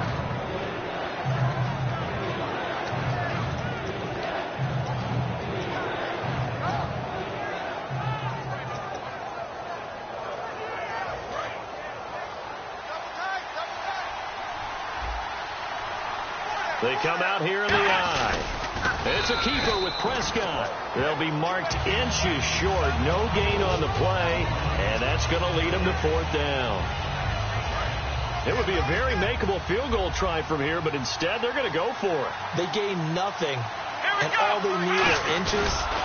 Usually we put this on the offensive line, but sometimes it's the quarterback's fault as well on the sneak. You've got to get low and burrow. Usually we talk about O-line surge, their D-line surge leading to 4th.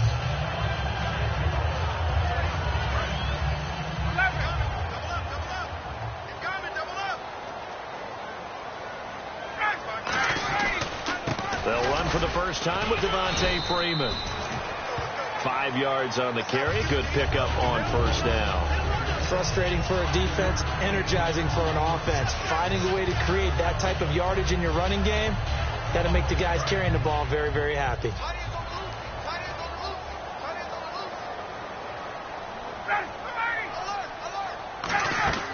Now Ryan on 2nd down. He goes underneath to Freeman. A good gain of 14 there, and it moves the chains. Alongside Charles Davis, Brandon Gaudin, it's the Falcons in possession to begin quarter number 2, and they've got it here with a 1st down.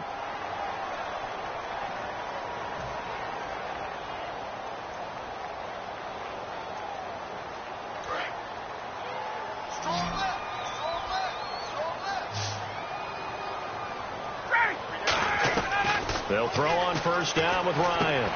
Swings it out to the flat for Freeman. They'll get a couple yards on that one, and it'll make it a 2nd down. So many times you hear today's NFL described as a space game. Get your best players into space with the football in their hands. That's why sometimes you just swing it out to your runner, get him out in the flat, and let him have a chance to make people miss an open field. On 2nd down, Ryan. And incomplete there. A nice hit. Jars the ball free and brings up 3rd down. Normally, he's pretty reliable. Usually catches what's thrown to him. On that play, he simply dropped it.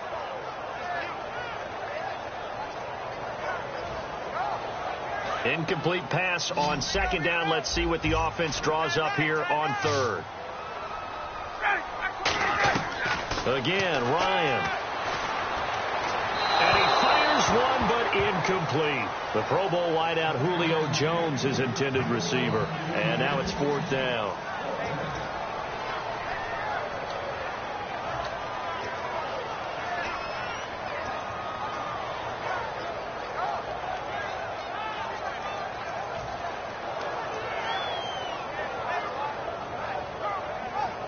So here we go. The offense is going to stay out there. They're going for it on 4th and 8.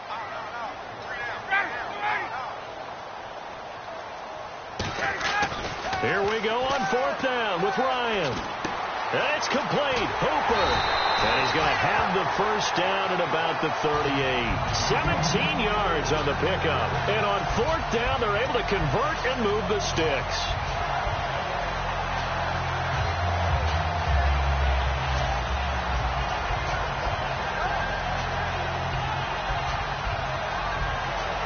And here comes play number 6 on this drive. Freeman, the lone man in the backfield. And they'll give it to him here. Trying to bounce it outside, but he's only able to get it back to the line of scrimmage. Call it no gain on the play, and it'll be 2nd down. Looked like he was trying to bounce it outside, but no success. Yeah, sometimes you got to just figure out where you're going to go, and sometimes you just have to take it to another spot. In trying to get it outside, the defensive pursuit was there and just ran him down.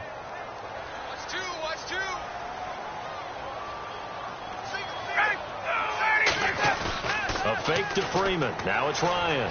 They'll roll him out right. He hits his target. It's the tight end, Torlolo. And brought down, but not before they're inside the 25. Looked like the defense put pretty good pressure on him, but he was able to flush out to his right to try and evade people. On the run, had to get on his horse. Still accurately throws a nice pass for a first down.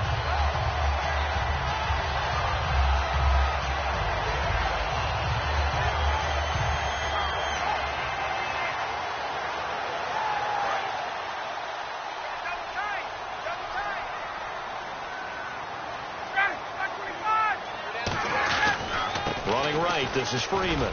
And he'll get a couple here down to the 22. Morris Claiborne makes the play defensively. That's a good play by the guys on the defensive side of the ball. Held him to a gain of 2. And that changes the playbook a little bit now for the guy calling plays. 2nd and 8.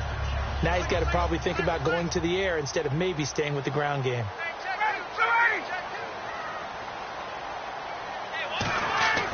On 2nd down, here's Ryan. It's caught over the middle. Hooper. 6 yards is the pickup, and that'll lead to a 3rd down. When you execute a drag or a crossing route really well and give them a chance to let it develop a little bit, you can gain some significant yardage hitting your tight end on that one.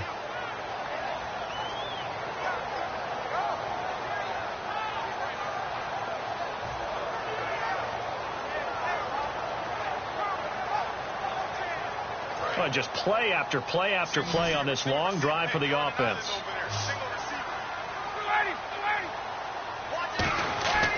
3rd and 2.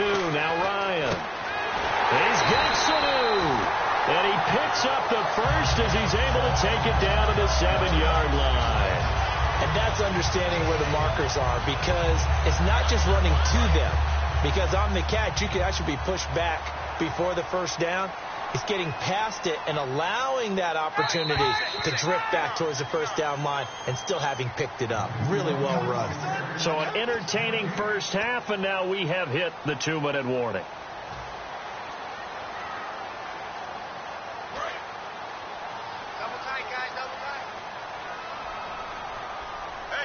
Freeman, the lone man in the backfield. 1st and goal. Defense with their backs against the wall. Only a yard on the pickup there. 2nd and goal. Well, it's been the air game that's taken them down on this drive before they finally turned around and handed it off on the last play. And now they're looking for the big boys to get them in the end zone. Couldn't do it there. It'll be interesting to see. Offensive lines had to pass block a lot on this drive. Will they be able to revert and fire out and create some space in the run game? And this seemingly endless drive continues.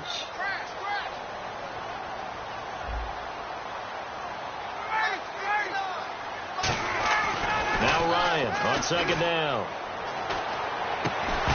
And the hit jarred loose. It's incomplete.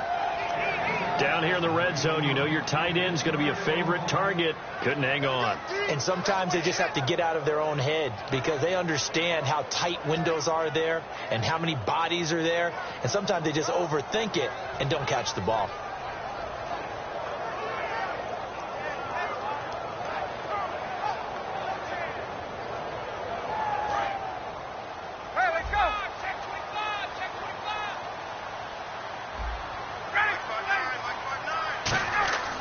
On 3rd and goal, Ryan. This will be caught at about the 5. Well, there's no doubt in my mind, partner, that he's one of the best receivers in the league, if not the best. And the argument's going to be short. It's a small sample. Julio Jones right there at the top because of his ability to do everything. Catch it, run it, his strength running patterns. How about the way he knocks people off of routes and continues them and finishes in the end zone? He did all of that against Green Bay. A beautiful toe tap in the end zone for 1 touchdown. And then stiff-arming tacklers down the sideline. At 73 yards to the house, he was something. And it's interesting you mentioned the toe tap. That people thought maybe his effectiveness would be limited because of a toe injury. We saw no ill effects against Green Bay in the NFC Championship game. Now it's Lucky Whitehead on the return. And he's able to get it across the 20, but not by much, as he's marked down at the 21-yard line. And now Dallas gets set to take the field. And on the last drive, they were in field goal range. They just opted not to kick it, didn't get it. How does that change the mentality this go around? I don't think it changes much for the head coach because this is what he preaches all the time. Attack at all times in any spot on the field. And he likes touchdowns, not field goals. Now, your field goal kicker, you've got to make sure you nurse him through and say, okay, don't worry about it. When we need you, you've got to be ready to go. And the team, of course, loves to see points on the board. So let's see if it changes a little bit if they're in the same spot again. Yeah, we'll see what the decision is here if they get to that spot.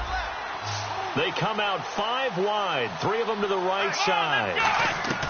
On 1st and 10, Prescott over the middle, and it's incomplete. He was trying to get it to Ezekiel Elliott, and that'll bring up 2nd down.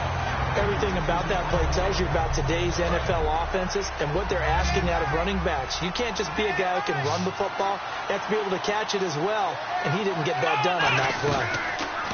Now Prescott looking for his running back, and he's got him. It'll be a pickup of just 2, and they're going to have a 3rd down.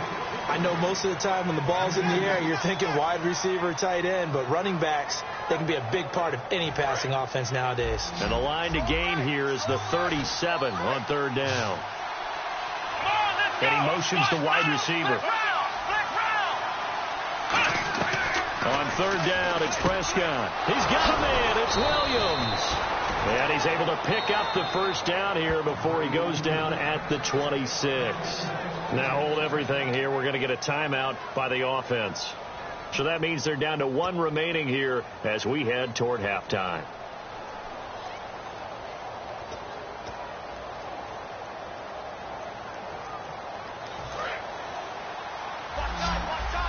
Looks like the defense in press coverage here.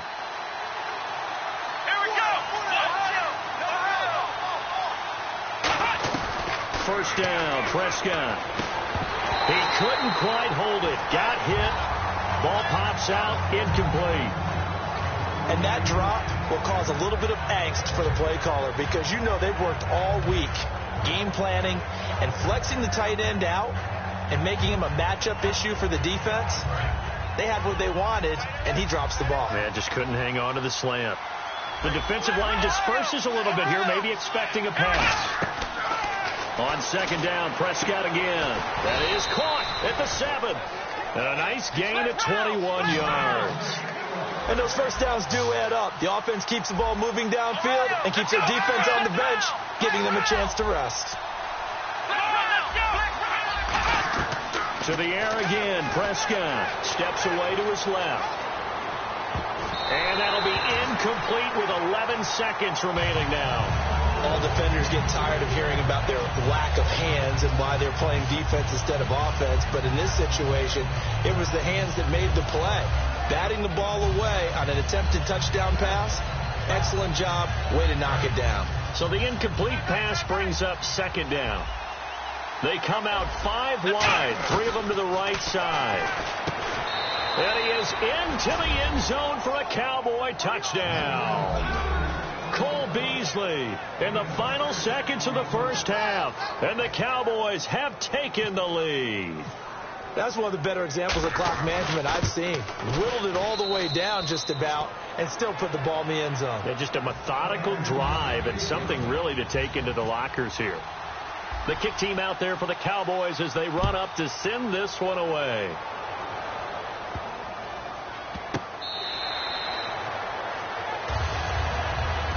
And the Falcons now making their way back out onto the field. And from this spot in the field with the clock where it's at, you think we're just going to see a knee and that's it? And I think in this situation, that's the proper play. But we do know there's some risk takers out there that may want to take one more shot before the clock runs out. And they're going to get this one all the way out across the 45. Now whistles come in. We're going to get a timeout here by the offense. So as they take it over, we step aside. Freeman again, a first down carry. And he's going to be taken down here as that will lead us to the end of the first half of play.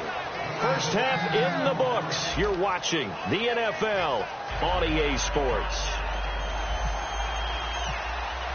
Both teams appear ready for the fight ahead, and we resume action here in quarter number 3. That'll be taken in the end zone. And with a new rule, that decision to bring it out will cost him about 5 yards as he only gets to the 20.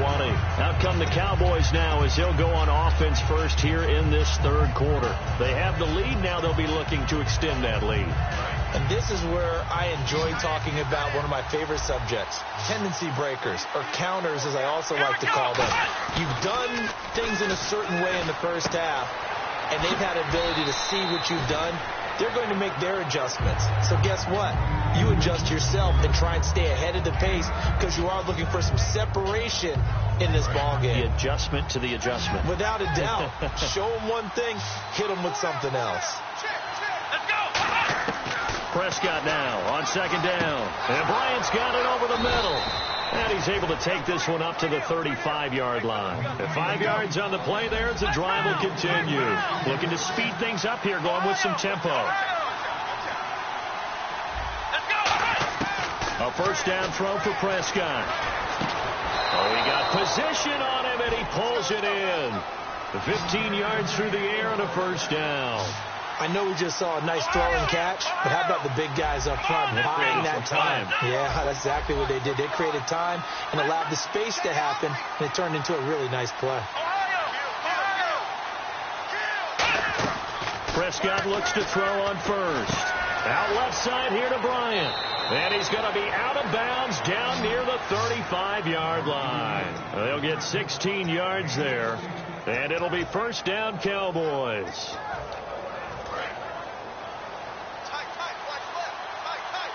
And on the outside, they're playing press coverage.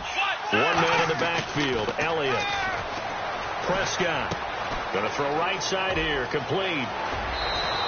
A big play there on the catch and run, 31 yards. Trying to defend a drag route is really tough because you don't want to jump a route that's shorter or underneath. And he will take it in for a Cowboy score. Ezekiel Elliott, a 3-yard touchdown run. And the Cowboys will extend their lead. Solid job up front. Really just a solid job all the way around to get that one in. Yeah, that was well executed, wasn't it? Well blocked, well run. End result, 6 points. Touchdown.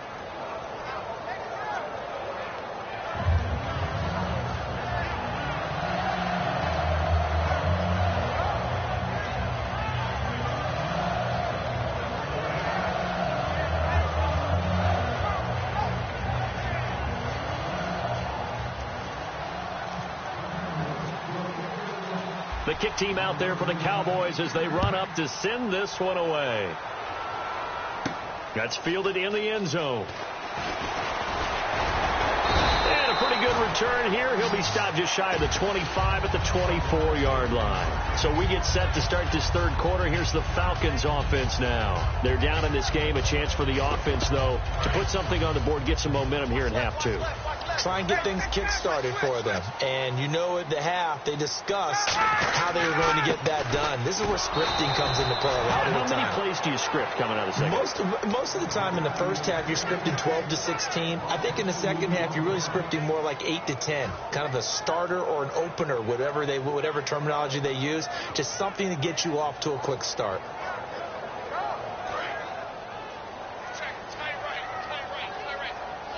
They come up in an empty set. 4 wide receivers, 1 tight end. Here's Ryan to throw. He rifles one that's intercepted. Picked off by Aaron Jones. And his guys will take over at the 25-yard line. And now Dallas gets set to take the field. And that recipe on their last drive that resulted in the touchdown looked pretty good, so they'll be hoping to do that once more.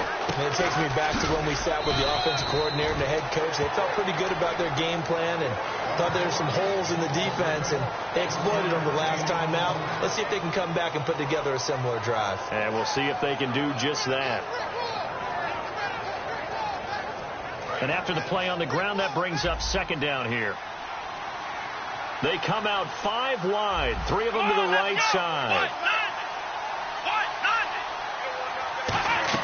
Second down, Prescott. He's going to leave this for his running back. It's complete. And he gets it inside the 10 to the 9. A nice pickup of 14, and it moves the stick, sets up a 1st and goal. And a good quarterback facing zone coverage. If he has just a little bit of time to survey the scene, that's what's going to happen. No doubt about it. If there's no pressure, he's going to continue to pick them apart because he'll have all that time to find someone open downfield. You can only cover for so long. So maybe they want to go to a zone blitz scheme, get a little bit more pressure. Remember when Carolina did that against Denver? They lost the game ultimately. They dropped the defensive end out, and he ended up with an interception in that game at Super Bowl 50. Maybe some sort of scheme like that to try and get more pressure at the passer. They'll run it now out of the gun. And able to push his way forward here for a good little gain. Give him 5 on the carry there, and it'll set up a 3rd down. Well, Brandon, we always know that once you score 1 touchdown, you're 2. You're without a doubt. And so far today, he's got 1, but was denied as he tried to get the second one.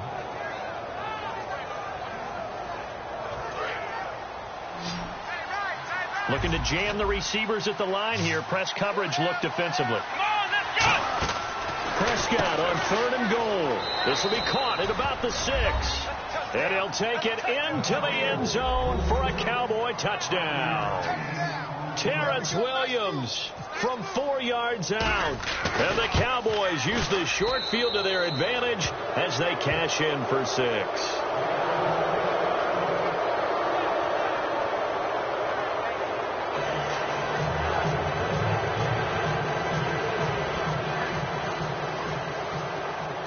The kickoff unit is out on the field, and they will send this one away.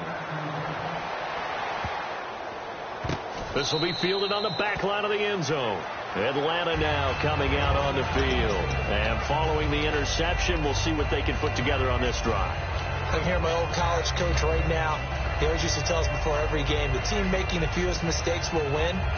What they're hoping is that last mistake is their only one of the game. Coaches, that's all they talk about, turnovers, right? Minimizing those and maximizing opportunities. They go back to the air here after the INT on the last drive. He hits his target. It's the tight end, Torlolo. A really nice gain of 25 yards. There are so many things to watch for when you play defense. And reading your keys, you always hear about that, and having your eyes in the right place. Sometimes your eyes can fool you. How about that play action there? And it sprang the big guy, didn't it? Able to dump it over the top to him.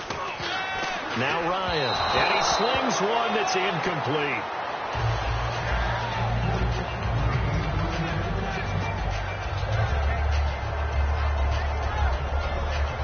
Second down here after the incomplete pass.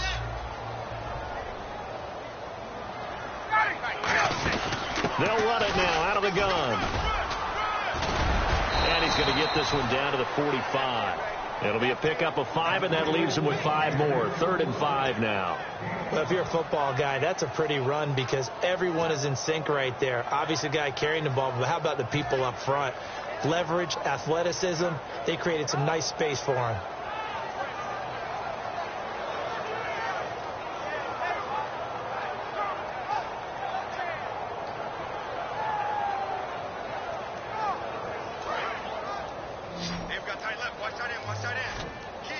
And on 3rd down, the Cowboys bring in an extra defensive back. From the gun on 3rd down, Ryan. He finds Coleman. And he's going to have the 1st down at about the 38. It'll go as a gain of 6 that time, and it moves the chains as well. And Brandon, from our time in college football, where receivers weren't running the traditional NFL route tree, One thing they did learn, find open areas, find soft spots, and set up and catch the ball. And I think we just saw that there. Yeah, we saw that indeed, picking up the first.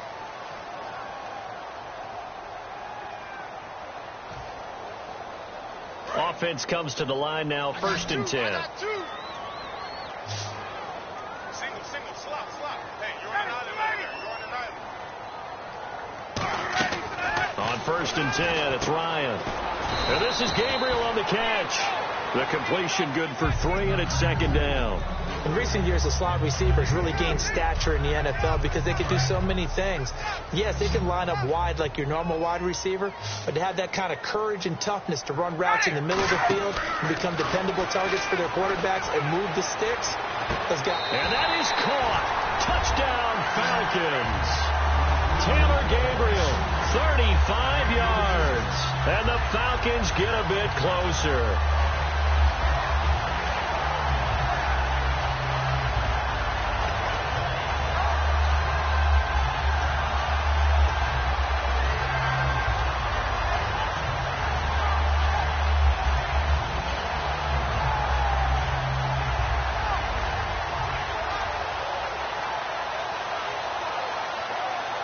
And they'll get set here looking for the 2-point conversion. To throw for it is Ryan. And he's going to be intercepted a 3rd time. Picked off by Orlando Scandrick. And a big turnover there as his guys will get the football back. Now after the touchdown, it's Bosher to kick it away. That'll be taken in the end zone. And he'll wind up about 4 yards shy of where he would have been if he had taken a knee, as they'll start at the 21-yard line. And now Dallas gets set to take the field. And they will simply, Charles, be looking to duplicate what they did last drive when they were able to push it in for 6. And they hope it'll be that easy, right? To be able to take exactly what happened before, replicate it. They may have to make a few additional changes along the way because I'm sure the defense will make some adjustments, but they've got to have great confidence having scored the last time out. So much goes into a successful play, doesn't it? How about that play action there? Freezing the defense just enough to bring the tight end free downfield for the completion. So this brings up a 2nd and 2. They come out 5 wide, 3 of them to the right side. Prescott now on 2nd down. Caught left side, Williams.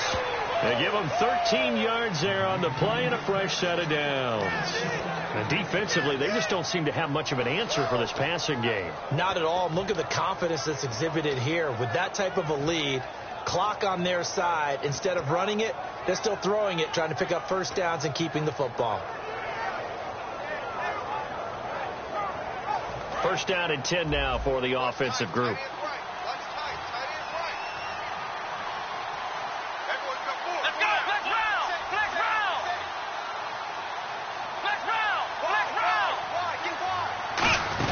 They'll run it now out of the gun. And he'll get this up past the 45 to the 47. And give him 4 yards there. It'll be 2nd and 6. The 4th quarter here, they've got the lead. They want to keep it on the ground. That's what they're doing. Smart football. Keep the clock grinding. Keep it going. But you got to figure now, they're going to see more people stacked up at the line of scrimmage as they try and bleed it out.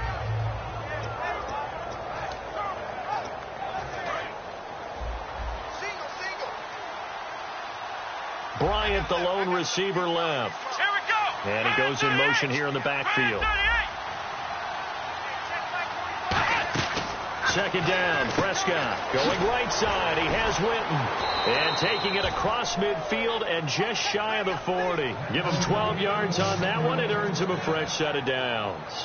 He's played a great game. It continues right there, even with this lead, confident to throw the pass and have the reception made. There's no doubt who the leader of their team is there? There's no doubt who they want to ride all the way to the finish. Because strategy would tell you, run the football, run the clock down. Instead, they're letting him throw it because they feel that confident in what he's getting done. They'll run it now out of the gun. And little room to maneuver there. And now a timeout defensively by the Falcons. It's just their first. They'll be down to 2 remaining as we step aside here in the 4th quarter.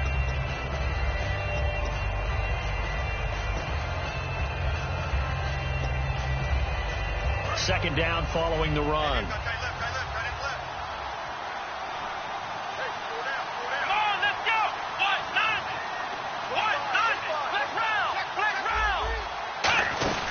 They'll run it now out of the gun. And he's going to fight his way. The Falcons going to use another timeout. That's going to be their second. They'll be left with one more plus the 2-minute warning. And we'll be back. And 3 full yards here for the offense to get on third down.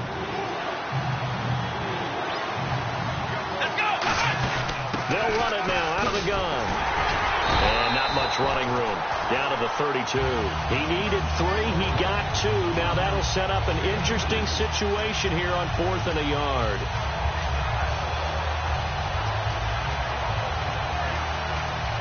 And the Cowboys will call on Dan Bailey here.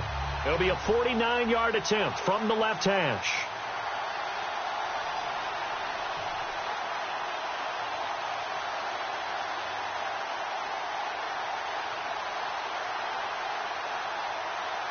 Time for a break. We're back to finish this one off after this.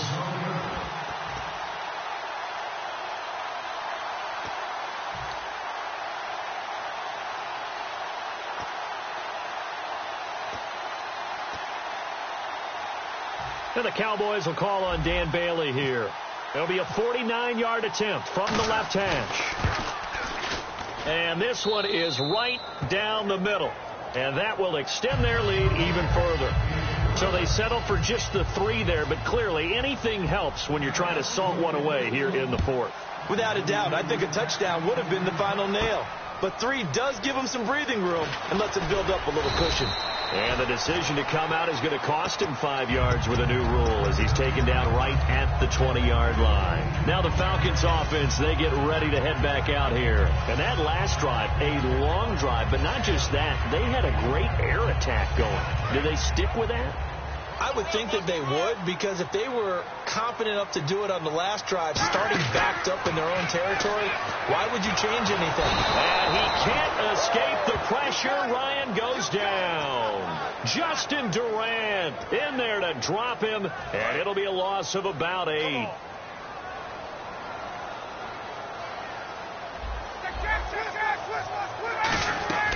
Now Ryan on second down.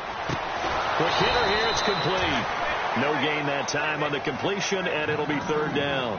Brandon, just mark that under the category of just not successful. Trying to throw the ball, just didn't work on that one. Completed it. No yardage. Third and long, it's Ryan. The left side completion to Jones. And he'll go down just shy of the 25 at the 24-yard line. And they're indeed going to go for it here on fourth down. So trailing here in the last quarter. Let's see how this plays out. Ryan. Flushed out right. He may try and run for this. Call it a pickup of 7. And they're able to pick up the conversion here on fourth down. Now hold everything here. We're going to get a timeout by the offense. That'll be their third and final stoppage here as we step aside.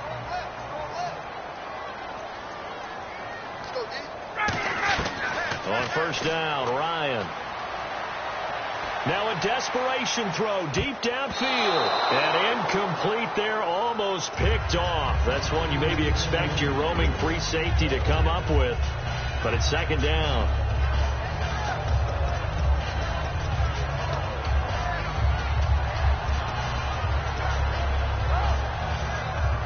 Second down following the incompletion.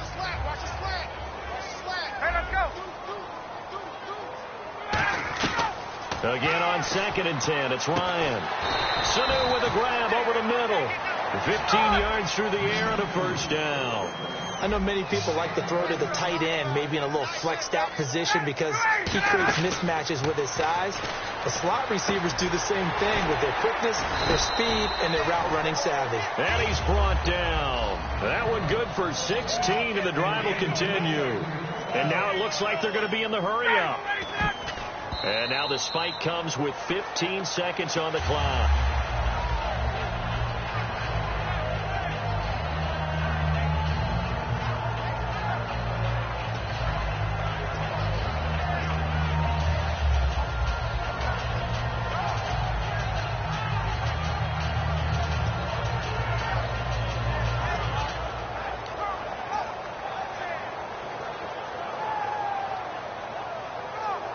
And on 2nd and 10 now. Watch left, watch left, watch left. Check, check. Watch safety green, watch safety green. Throwing again. Ryan surveying the field. He's going to let it fly. And he can't hang on. That's definitely going to be one he wishes he had back. Incomplete in the end zone. One of the toughest things about playing defensive back is pattern reading, trying to figure out what they're doing. And on that one, they had to fly, just sending a guy downfield with the in route accompanying it, what people call a dagger route, trying to hit the guy underneath after the clear out.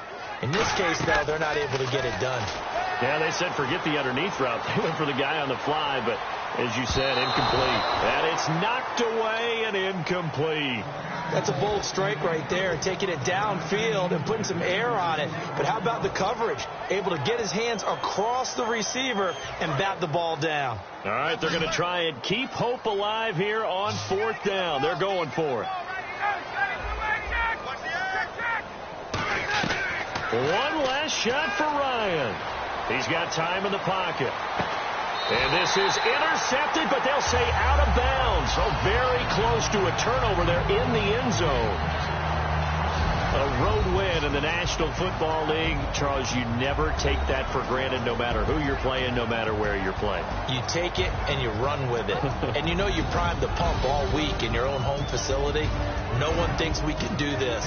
Only people who believe are right here in this room. And then you go on the road, band together, and get it done.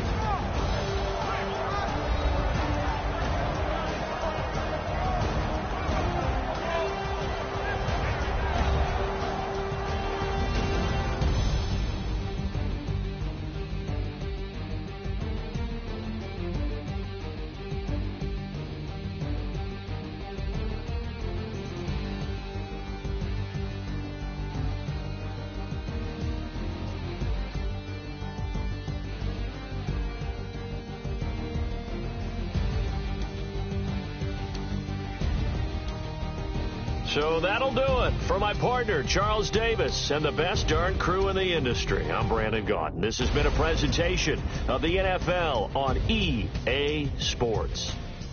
Till next time, we say so long from Atlanta.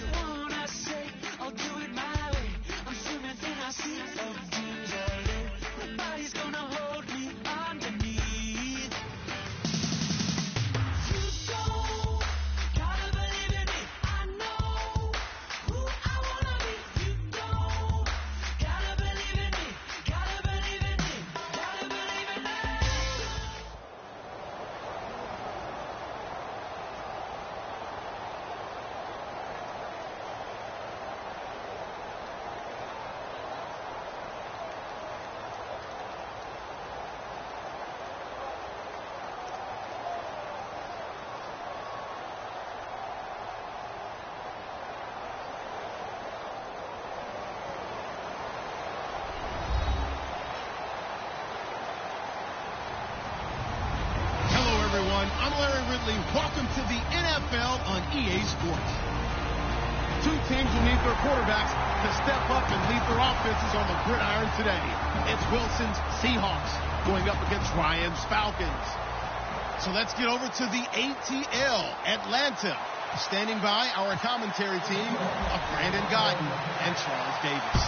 Larry, in what is scheduled to be its final season as an NFL stadium, there's a look at the Georgia Dome here in Atlanta. Today, we've got a good NFC matchup on tap between the Seattle Seahawks and the Atlanta Falcons.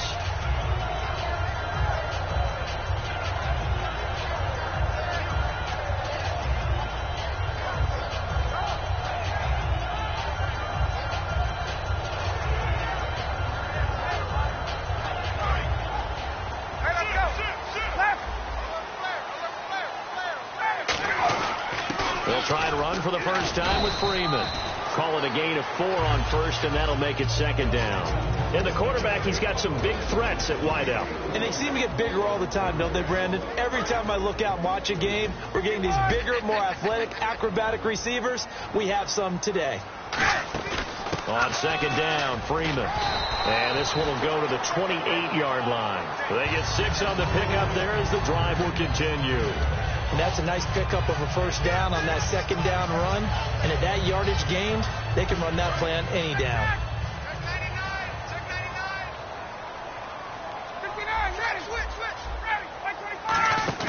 Now a play fake here on first down. He's going to rifle one deep left side. And it drops down incomplete. Thought he might have had it. Instead, second down. The Seahawks, here's their defensive lineup. When Bobby Wagner's career is said and done, people are going to look back and say he was an absolute steal in the NFL draft. A Pro Bowl player for any team. Freeman. And nothing doing. He's immediately taken down at the line of scrimmage. No gain on that one as it brings up a 3rd and 10. Then he got off the end there very quickly to make that play. Yeah, it was almost like the bullet train, wasn't it? I mean, just boom. Quick, quick, quick. And what a terrific play, holding them to no gain. On third down, Ryan. It's caught. Jones. And he brings this up to the 46. Good enough for the first. Well, we know he's got the speed there. He needed the speed and the hands. A great catch. And because of that speed, you have to respect it as a defender. So you have to either play off or make sure you're somehow in contact with him. And he's able to do exactly what you said. Use the speed to his advantage and go up and get the football. That's a big-time play right there. On any running play that's called, they're always hoping that it's going to break big and go the distance. But when you get a nice game like that, you're able to do so many things anyway. You can come back and run essentially the same play again, continue to move the ball on the ground, or you can decide to throw the ball now because usually you have the defense back on its heels. Give him 3 on the screen. He couldn't break free, and it's third down. And they're getting him involved early. You feel like they saw something on tape, or they just have a sense with him because he's had a good week of practice or something in that area that they want him involved. Just as you said, they want him to touch it either in the running game or the passing game, but they must like the matchups they're getting. Wow. And he takes a shot on the release as this will be incomplete.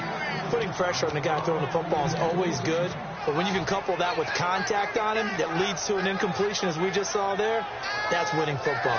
And it appears they'll go for it here on 4th down. A big call on the game's opening drive. They're going on 4th down. It's Ryan. That's complete. Hooper. The Falcons go for it, but it doesn't work out. And on the opening drive of the afternoon, the defense forces a turnover on downs.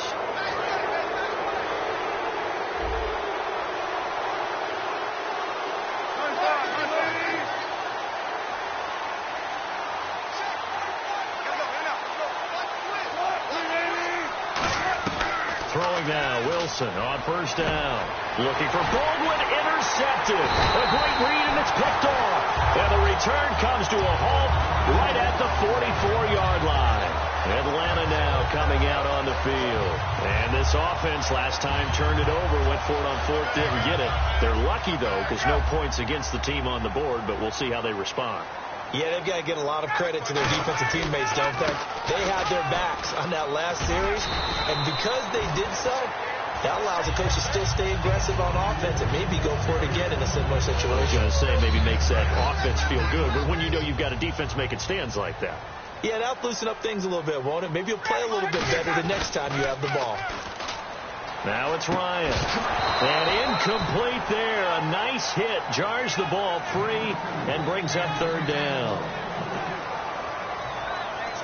Let's see what the defense dials up here. 3rd and 4. They come up in an offset eye. The former Indiana Hoosier here, Tevin Coleman. And he gets it to the 32. Good enough for a first down.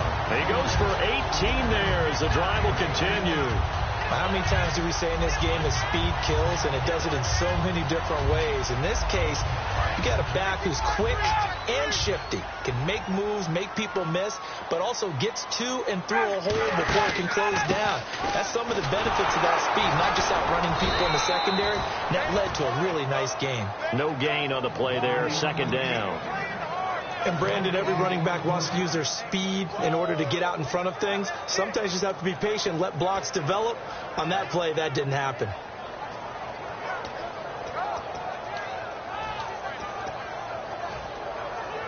Less than a minute to go here in a scoreless first quarter to this point. Now it's Freeman. And he's going to get this down near the 20-yard line. It's a gain of 11 yards that time, and it produces a new set of downs. For so many years, I was convinced it was a myth, you know, because you always hear about the smaller running back. Oh, he gets lost, you can't find him, and sometimes that's part of his genius. But it's true. You get behind big offensive linemen, the defensive line guys trying to find him, trying to peek around people to see him, and he gets lost. But this guy gets lost in a good way for his offense, picking up big yardage.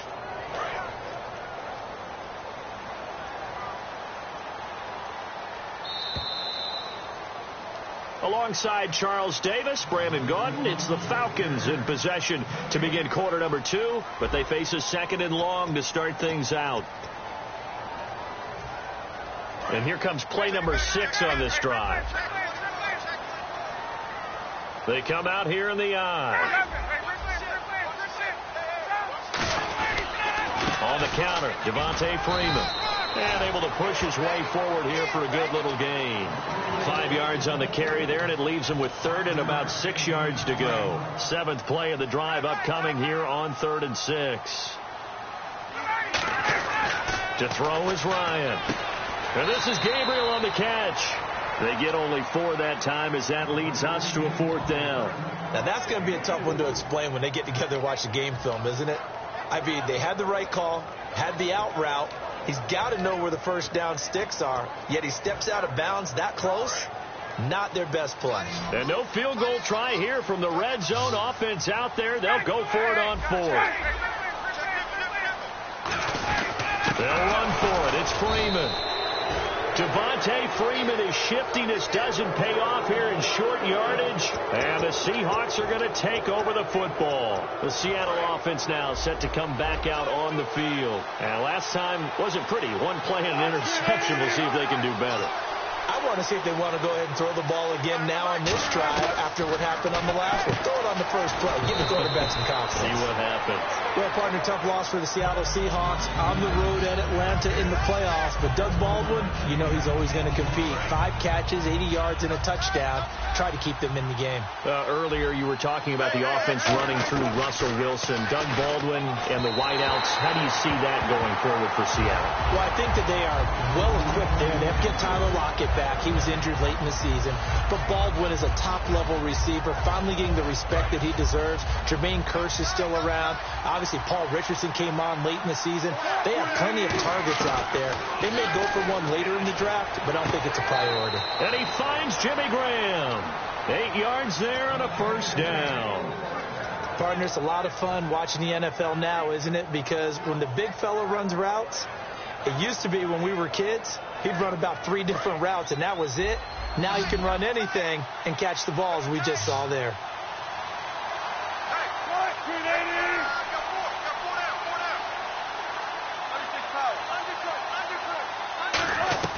On first down. Wilson. And Graham's got it over the middle. Give him a couple on the catch. It's 2nd and 8. You know, Charles, for Graham, so much concern early in the season about whether he'd be ready to play this year, what would happen recovering from the tendon. Not only was he ready, he played every game this season for Seattle. And it wasn't just the injury concern with Jimmy Graham. It's how Seattle runs their offense. Remember, when he was in New Orleans, he could expect a ton of passes to come his way. But in Seattle, that number was going to be reduced. Would he be able to maximize what they were going to throw in his direction? And he certainly did this year, 65 catches. 65 catches, just shy of 1,000 yards, 6 touchdowns, too. A nickelback added defensively as they look to stop this 3rd and 8. Now it's Wilson. He finds his man, Baldwin. And he's taken down at the 43, but not before picking up the first. I don't care how many times you tell the story, it never loses its luster for me. Doug Baldwin, undrafted out of Stanford, and plays like a #1 receiver should in the NFL. I don't care how you cover him. I don't care that his size isn't great. He's the one that typically comes up with the football. Absolutely. His roots go all the way back to Gulf Breeze, Florida, where he's from, right on the water near Pensacola. And then, of course, to Stanford. And, boy, he's been good. Rawls, the lone man in the backfield. 2nd and 10 now. Wilson. It's caught on the left side by Baldwin. That catch good for 5. It's 3rd down. When you see zone defense and you know you've got a drag route on as your primary call, you got to be really careful as a passer about how far you let your guy go because he might wander into some tough coverage. And on 3rd and 5, this will be the 8th play of the drive. Wilson will throw again. But when this ball's tipped and intercepted, there he goes right side. And he takes this one back into the end zone, and the Falcon defense has a touchdown. Ah, yes, the old tip drill works to perfection there. Ah, you're bringing back great memories. Used to love that drill. And a lot of times in practice, you work on it, not just one tip, but multiple tips, just in case the ball stays in the air for a while, to have an awareness and the ability to go up and grab it, and then you want to get some blocking support and end up in the opposite end zone. In that tip drill, what do you yell? For us, it was Oski. Okay, Oski was an interception. For different teams. Different teams have different ways of doing it. I've heard bingo, jackpot. The worst I ever heard, though, was Frankenstein. You don't want it to be a too many syllables. Yeah. You want to get it right down and go. Oski is really the preferred word. Oski. It's caught outright by Graham. A gain of 6 there on 1st. I do have to admit, I like it when it all comes together. When the top part, catching the football, right, whether you're catching it with your hands or cradling it, comes together with the legs, in this case the feet, did a little toe tap to stay in bounds and complete the catch. And a great job by our crew on the camera shot. Love when you see the grass or on the field turf, those rubber pellets flying up. Great catch. And there they went crossing route against the zone defense. What do you think of that? Takes real coordination between the passer and the receiver because you've got to read those zones and where the open spots are and be on the same page with the guy throwing the football. Because sometimes you're throwing it in front of the zone. Sometimes you're throwing it between the zones. Sometimes the receiver's going to just kind of find a spot and what we call sit down and present himself to the quarterback and throw it there. It's a tough read, but when they're in sync, it's really effective. Completed pass play. Now let's see if they go back to the air or to the ground. Again, Wilson. Escaping the pressure right. And he's going to go out of bounds, taking it down inside the 25. They give him 14 yards that time and a fresh set of downs. We talk about mobility on quarterbacks all the time. Here's where it really pays off. Able to move, evade, and is accurate throwing on the run and picking up a first down. First down, this is Rawls. And he is going to lose yardage here. That's going to go as a loss of a yard, and it'll be 2nd down. Partner into the second quarter, and I guess you can kind of look at it both ways. The offense, they've got to figure out what they're going to do because they haven't scored any points. But if you're the defense, you're feeling great about what you've got going on. The only concern you have, if you get to the half, what adjustments will the offense make to try to defeat you? On 2nd down, here's Wilson. That is caught right at the 10-yard line. And they do stop him, but he takes it all the way to the 2. And now a timeout defensively by the Falcons. It's just their first, so they'll have 2 remaining here before we get to halftime.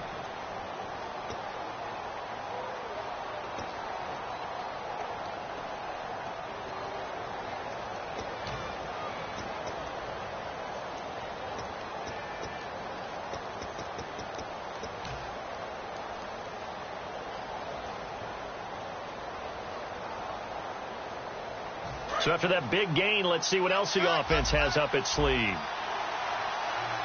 They come up in an offset eye.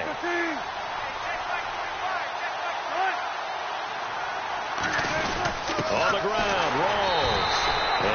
And the Falcons going to use another timeout. And for Rawls in his 2 playoff games, Charles, it was yin and yang. He had 164 yards in the wild card win over Detroit, but those numbers crashed down to earth against Atlanta. 11 carries, just 34 yards. And it was that kind of a year for Thomas Rawls. Remember, he started the season injured from an injury in 2015. And then as he came along, started to gain some momentum, got hurt again. So it was a tough season for him.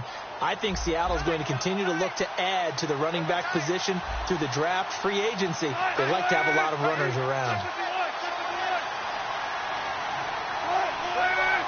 Wilson on the keeper. Calling a gain of a yard as they get a little bit closer here. It's 3rd and goal. And play is stopped here. Timeout. It's the defense calling the timeout here.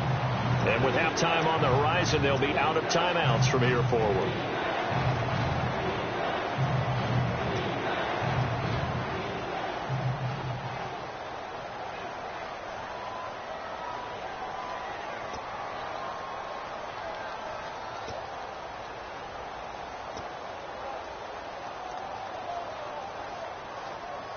They're knocking on the door as they come to the line here on 3rd and goal from the 1.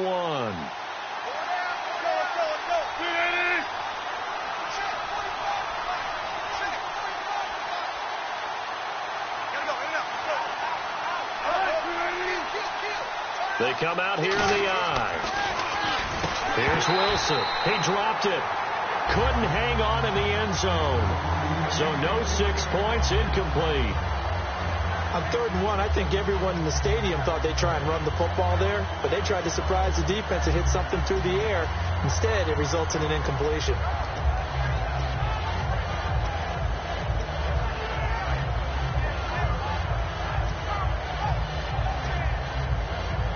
The offense is staying out there. Here we go on 4th and goal from the 1.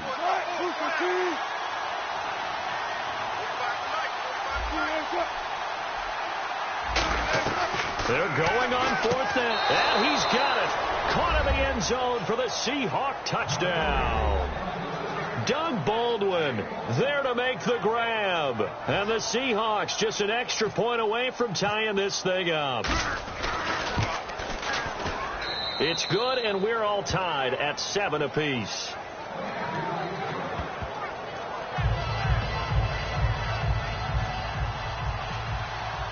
So a tie ball game here as the kick's away.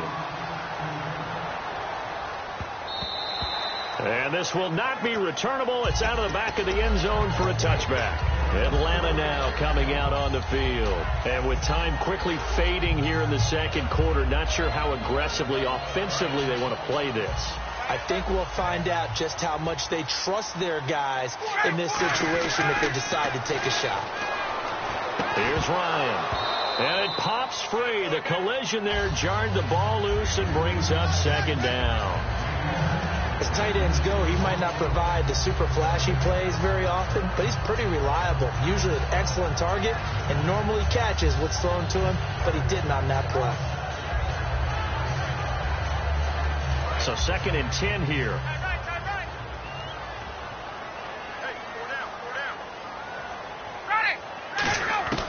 Again on 2nd and 10, it's Ryan. And he can't escape the pressure. Ryan goes down.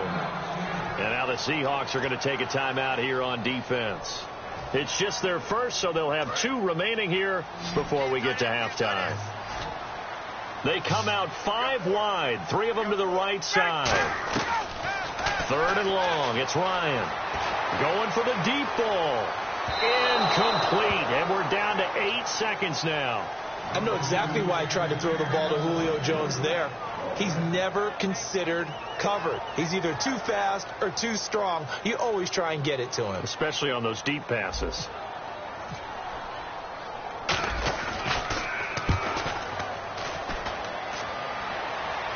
And a fair catch called for and made just inside the 35-yard line. So a change of possession here on the punt. And there'll be time for maybe one final play before halftime. And unless this is a quick incompletion, this is likely the last play here of this first half. Final play of the half. It's Wilson. His throw incomplete. So we've hit intermission. It's halftime. This is the NFL, and it's a presentation of EA Sports. So both teams have their marching orders, and we'll get going again here in quarter number 3. And a fair catch signaled for and taken successfully. As Seattle now ready to march out of the field. They have a chance to break our tie here as we get a look at the first drive of quarter 3.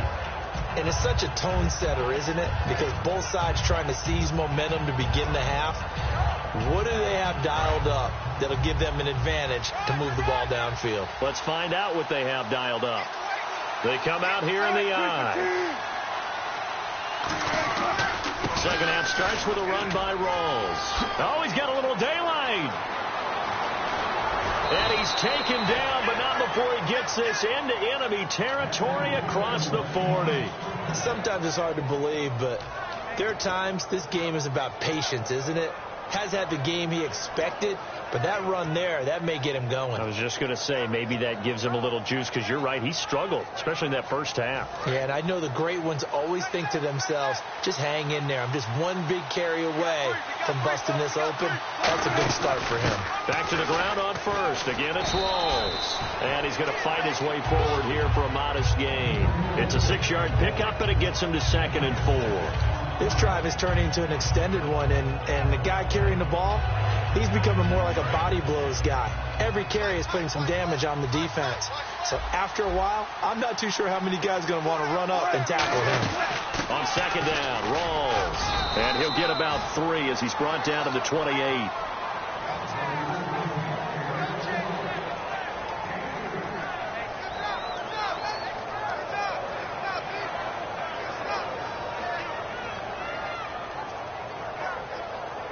Now 3rd down, less than a yard.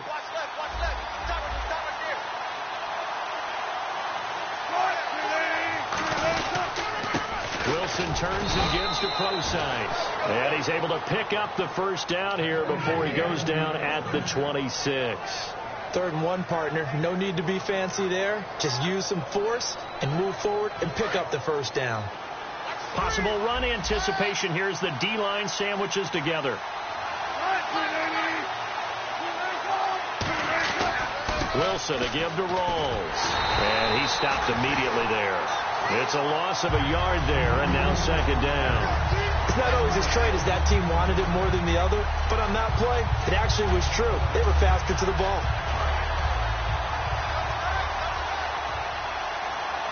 They'll come out in the pistol. Now they'll throw it with Wilson. It's caught on the left side by Baldwin. And he's able to get it to the edge of the red zone at the 20-yard line. Give him 7 on the play, and that's going to bring up a 3rd down. And a pretty simple completion there underneath, but a successful one for the offense. Partner, doesn't have to be the big shots downfield all the time. Having that safety net underneath is a great thing for a quarterback. From the gun on 3rd down, Wilson. He's got Kearse. And he will have the first down before he's tackled at the 12. Well, they've had a great, impressive drive going here, and that pickup ensures the drive continues. And not only do you continue the drive, which is demoralizing for the guys on the defensive side of the ball right now, but you make your own defense happy. They're able to get a little more rest over on the sidelines while this one continues downfield. The wide receiver moving to a new spot. Back to the ground attack. It's Rawls. And he's going to work this one down to about the 5. It's a 7-yard carry to set them up with a 2nd and 3. A lot of people call the toss a probing play to see what they can get against the defense, to see how they adjust and react. Their probing's working pretty well. That was a very nice run.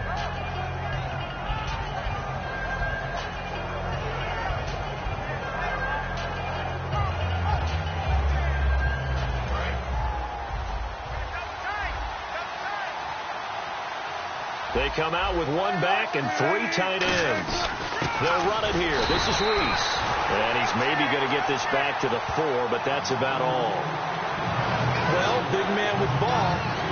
Bigger man on the other side of the line. A really nice play for the defense.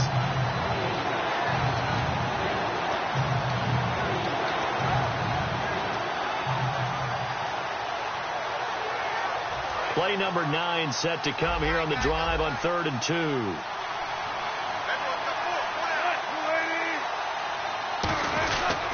They run with a power back. Rawls.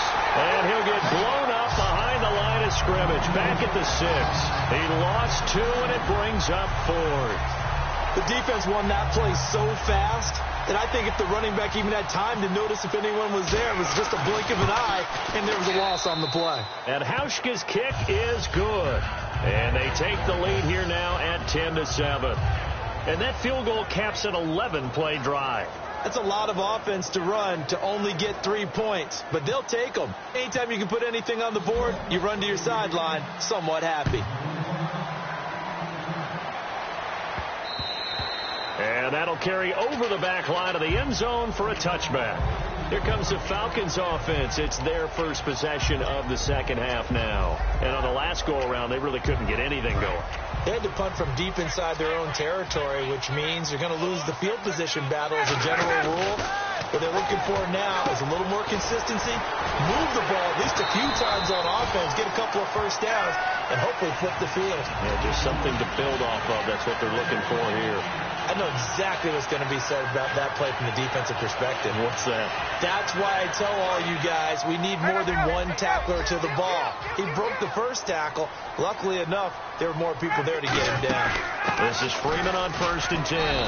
And he takes it past the 45 and down at the 46. 7 yards on the pickup there, and it'll leave him with a 2nd and 3. Back now in Atlanta. It's been a very hotly contested game to this point. Just a field goal separating these two teams as we get set for the 4th quarter. And the offense still has a couple plays to go to pick up the first on 2nd down and 3.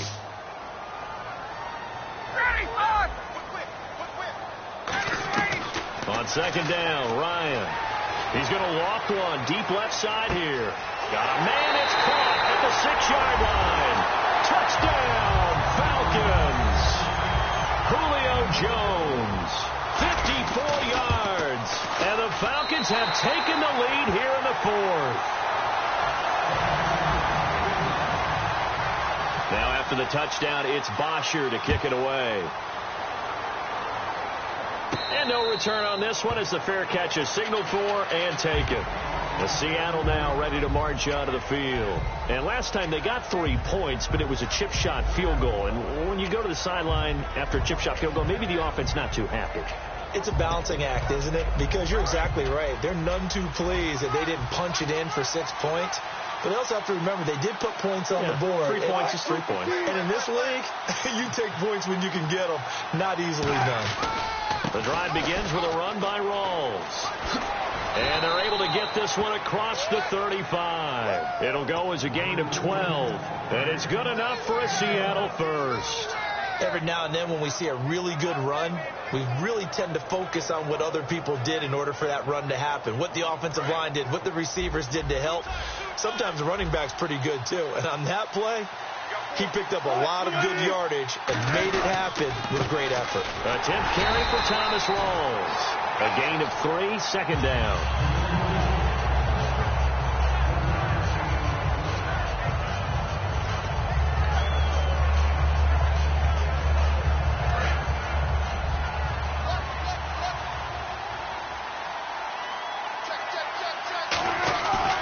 Wilson going to give to Rawls. And this play will be blown up. He'll lose yardage back at the 38. It'll be a loss of a yard, and they're going to face a 3rd down. Well, on that play, the expression, don't blink, you might miss something, certainly applied. That was fast. Defense diagnosed the play, and it was over in a heartbeat. So 3rd down, and the Falcons going with a dime. 6 defensive backs.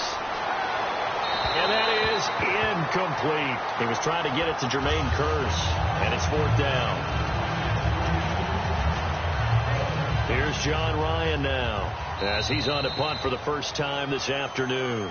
Now whistles come in. We're going to get a timeout here by the offense.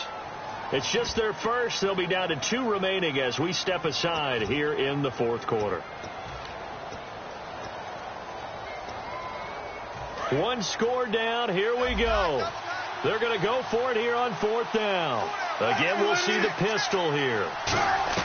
Here we go. It's Wilson on 4th down. And no, it's incomplete. Boy, it looked like he had it and dropped it. And the Falcons will take control of the football in great field position. And here now come the Falcons. And they'll just simply be looking to build off the confidence of the last time out where they scored a touchdown. And confidence is powerful, isn't it? When you've scored once, you feel like you can go back out there and get it done again. Doesn't matter what the defense throws at them. They feel like they're in a groove right now, and they want to get out there and show it. Yeah, hoping to stay in that groove here this go-around. Really nice starting field position here for the offensive unit. Freeman, the lone man, in the backfield. And he'll get it up the middle. And he is going to lose yardage here. That's going to go as a loss of a yard, and it'll be 2nd down. And in this situation with the lead 4th quarter, they're liking keeping the ball on the ground, I'm sure. It's just smart football, but you know the defense has to know it as well. They've got to stop them here. So now we're going to see that loading the box in a big way. 6, 7, 8, 9, whatever it's going to take. Puts a little bit more pressure on your big offensive line. They'll set up the screen for Freeman. Only a yard there. Sniffed out well defensively, and it brings up 3rd. In order for a screen pass to break big, a lot of things have to come together and be well executed. But all it takes is one small thing to go wrong and keep it from being a big game. A nickel look by Seattle on 3rd down. Yep, 5 defensive backs now. It's caught. Jones. Touchdown, Falcons. Julio Jones with now 2 fourth-quarter touchdowns. And the Falcons will add on to their lead. In order to lead in a game, you're going to get plenty of contributors, but that's his 2nd touchdown catch of this game. He's one of the key guys in this one. And you better believe he'll be looking for the hat trick here as this one continues to go.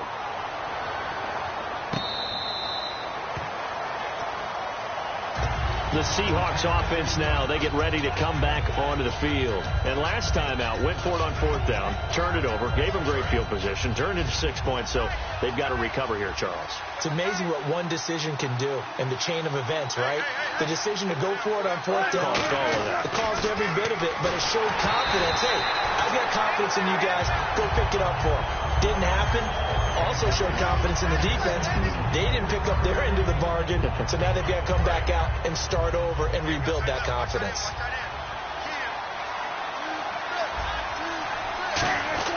Again on 2nd and 10, it's Wilson. And Graham's got it over the middle. And brought down, but not before reaching the 45-yard line. And quickly, they get to the line. Now a play fake here on 1st down. Forced out to his left. Oh, the ball comes out on the hit, but they'll say it's incomplete.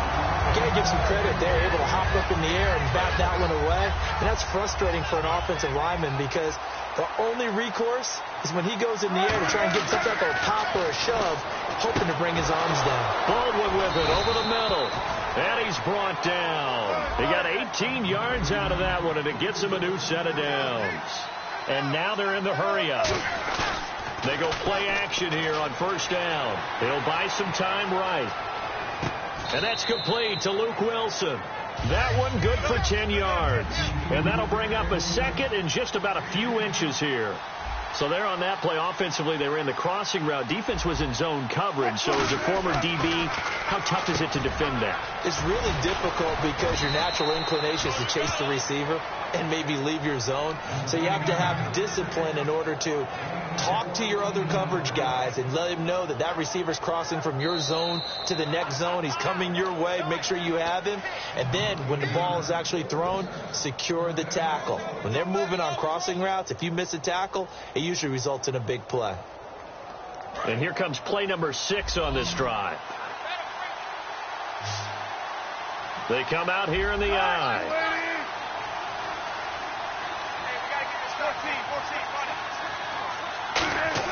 They'll throw on 1st down with Wilson. And he just throws this one away. Smart decision here this close to the end zone, and it brings up 2nd down. The good signal callers would never go back in the huddle and play the blame game because they need those guys to protect him.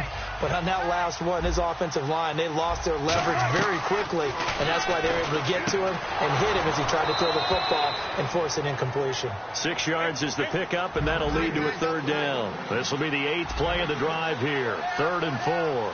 Let's make this one simple. What a catch, especially the finishing part of getting his feet in bounds, toe tapping, and, of course, foot dragging. Little tapestry, if you will. Oh, I like it. Wilson sliding out of the pocket. This will be caught at about the 6. The 6 yards on the pickup, and it leaves him with a 1st and goal. And the offense moving quickly to the line. He went full scale, loose, flexible, finding a way to catch the ball in some trap. And this is caught now for a late touchdown. So hold everything here. This one's not over yet. And they put it in the end zone, which was job 1. Now they have to convert. And then it's decision time, isn't it? Yeah, this is what all teams go through. You look at the clock, you're inside 2 minutes, look at your timeouts, make that onside kick decision. Yeah, how do you feel about your defense, where you are in terms of the scoreboard, and the time left on the clock, as you noted, so many things to go through.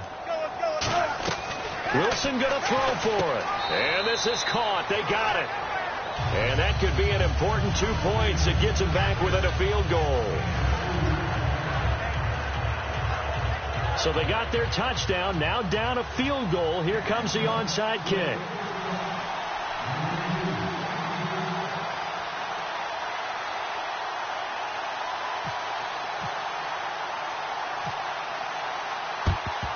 And a good job here by the Falcons. Their hands team able to recover it. Fourth quarter, they felt like they needed the football back. Unfortunately, they couldn't get it. And I know we brought analytics into the game, and someone has said here that the data says that when a team's expecting an onside kick, 80% of the time, the team expecting it, they do actually recover the ball, which is what we saw here. There he goes, left side. Touchdown, Falcons. Taylor Gabriel, 41 yards. And the Falcons will extend their lead. Well, it'd be real easy to say that they are firmly in control right now, but I'm looking at your face and I'm thinking I've got to be careful with that. Well, it's a 2-score game. You're inside at 2 minutes. I think you can breathe relatively easily now. Yeah, you can, but still, you got to stay vigilant. Can't give up anything cheap and easy. That could put you in some jeopardy. The Seattle now ready to march onto the field. They might be thinking this is close to a lost cause here. Got to play it out. What do they need to do? Well, they have a thought process in mind already, but they can't get ahead of themselves. They know that they need to score quickly. Yeah, 2-score game. Onside kick. Pressure comes, and Wilson's going to go down. Now hold everything here. We're going to get a timeout by the offense. That'll leave them with just 1 remaining in this fourth quarter of play. So the D-line's going to spread out. Now Wilson. And the hit jarred it loose. It's incomplete. Looked like they had an opportunity for a big play across the middle, but he didn't have the concentration or the focus necessary and dropped it before he could haul it in. In the slot on the right is Graham. Throwing now is Wilson. And able to find Graham. Complete. And he will have a first down as they get him to the ground at the 37.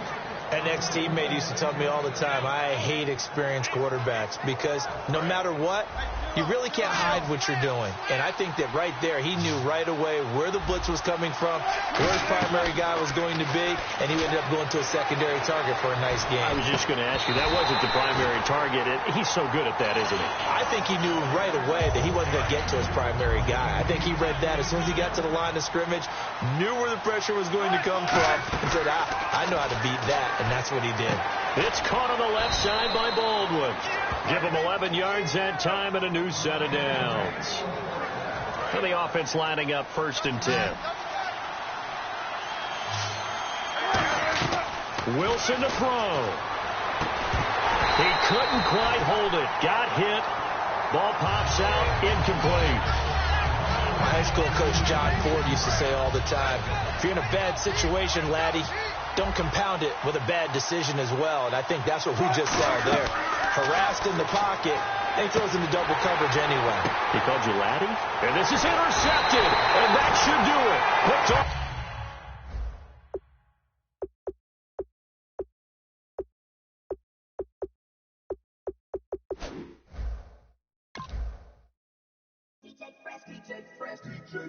Now I've been in New York, Texas, Midwest, and it all reminds me of California, cause there's no place like California.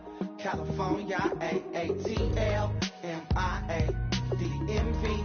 All reminds me of California, cause there's no place like California.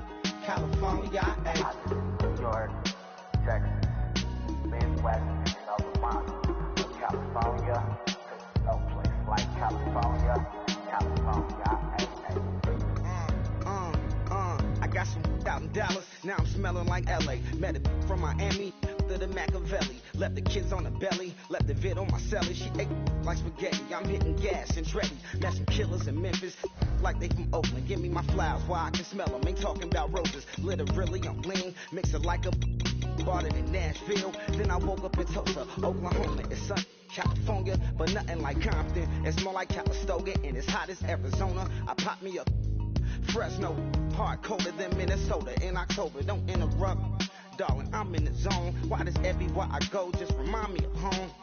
You know that state of gold with the bed. Them other places come close, but they don't compare. Now I've been to New York, come on, Texas, yeah, Midwest, and it all reminds me.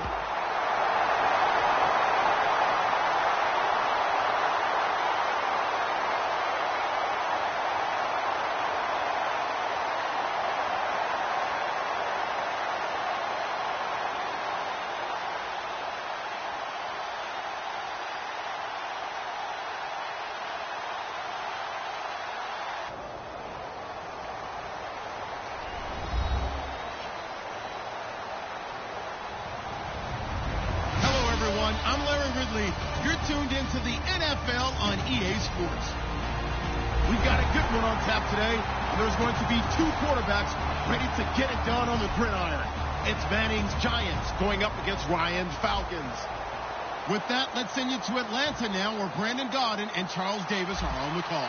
Thank you, Larry. From the home of the Falcons since 1992, there's a look inside the Georgia Dome, just on the outskirts of downtown Atlanta. Today, we've got a good NFC matchup on tap between the New York Giants and the Atlanta Falcons.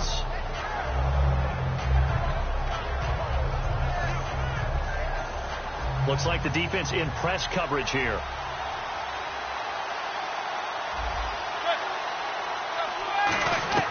Manning now on first down. And bringing it in right side here, Beckham.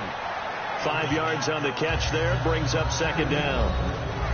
Here we go now with a look at the offensive starters for the New York Football Giants. And Rashad Jennings, a running back, 7th-round pick when he came out. People tended to overlook him a little bit. But the last half of 2015, when he got the ball full-time, he showed his wares. Over 800 yards, he definitely has a 1,000-yard season in his future. And complete to Lewis over the middle. It's an 8-yard pickup and leads to a new set of downs.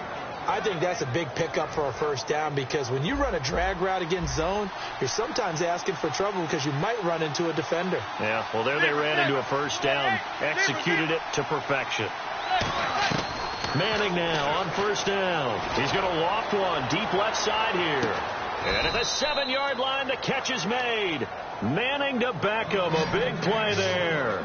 55 yards. Well, that's the kickstarter right there. Eli Manning finding his guy, Odell Beckham Jr. Yeah, it's a deadly combination, isn't it? It really is, but what really makes it work is just how unflappable Eli is with his demeanor, able to maintain his calm and his poise. Because we know OBJ, he can run pretty hot and get excited out there. Sometimes just one-handed grabs for him. It doesn't matter what it is. Just throw it up there. He'll go get it. Snap comes at 1. Manning. And that is incomplete here. As we get a look at the defensive starters, the secondary, they're certainly going to need to be on their toes in this one. And you know me really well. Where do I start analyzing a game? From the secondary. And these guys have to be on point today. They're facing a high-powered attack. Unable to connect on the first down pass play. Now it's second down.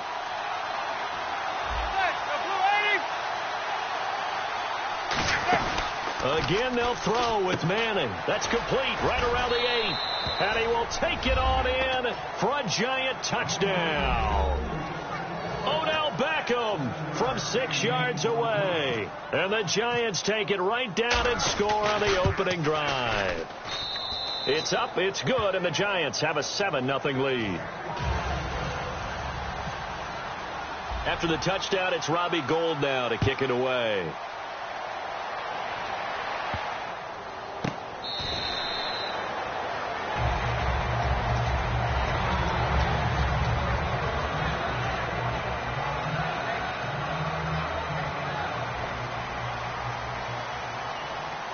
And on the outside, they're playing press coverage.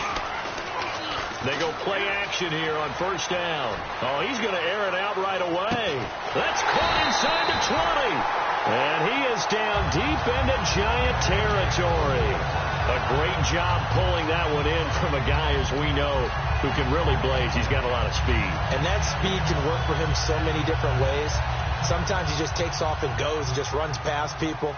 Sometimes you get people to back off so far that you can catch everything underneath. And no escaping this time as he'll go down. They got him for a sack. He couldn't get rid of it. He takes a sack for a loss of 6 to bring up second down.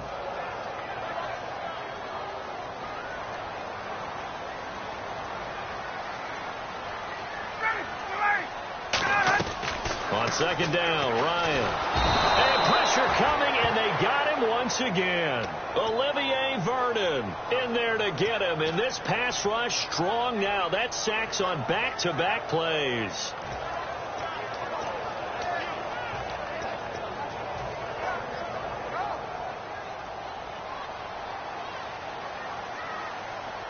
And 5 in the secondary now for the Giants on third down. Now it's Ryan. And he couldn't hang on to it through the contact. Incomplete.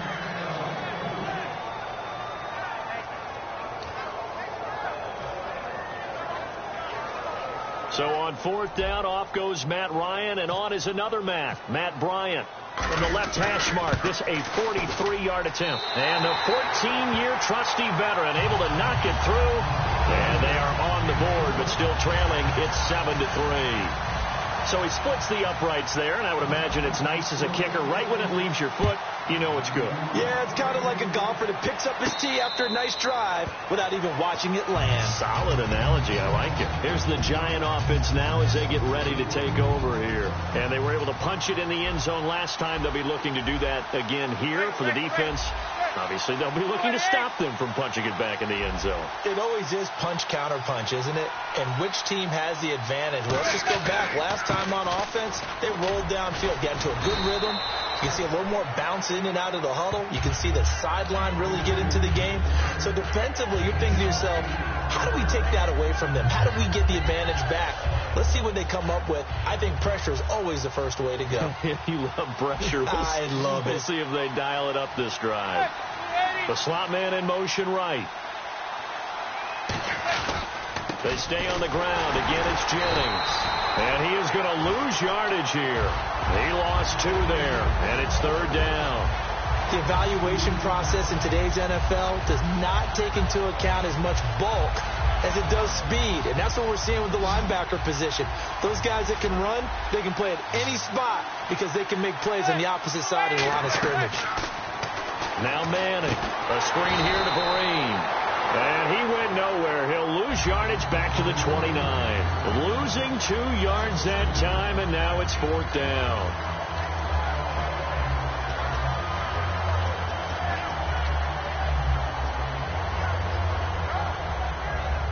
So they're going to come to the line here, and it appears try to go for it on fourth. Here we go on fourth down with Manning. He finds Beckham, complete. And he'll be taken down, but not before he gets into enemy territory. Both sides were holding their breath there on that fourth down play, and the offense can breathe a sigh of relief. And both knew exactly where the first down markers were. You know the defense is trying to guard those sticks and try and keep people in front. But somehow, some way, those guys found a way to pick it up. Well, we're not playing 3 yards in a cloud of dust football anymore. I kind of get why those old school coaches sometimes didn't want to throw the football. Because if it's popped up in the air, it almost turns into slow motion. And he's got his man, Beckham.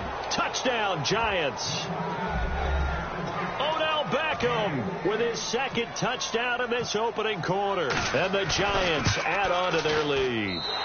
And his kick is no good. It's an early miss. We'll see if that has any ramifications later here as the afternoon wears on. After the touchdown, it's Robbie Gould now to kick it away.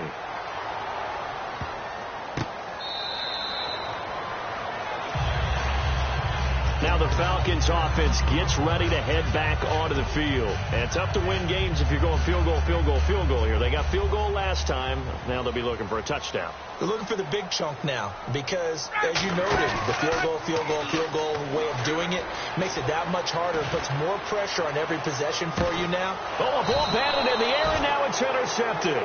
Picked off by Dominique Rodgers-Cromartie. And New York set to take the field.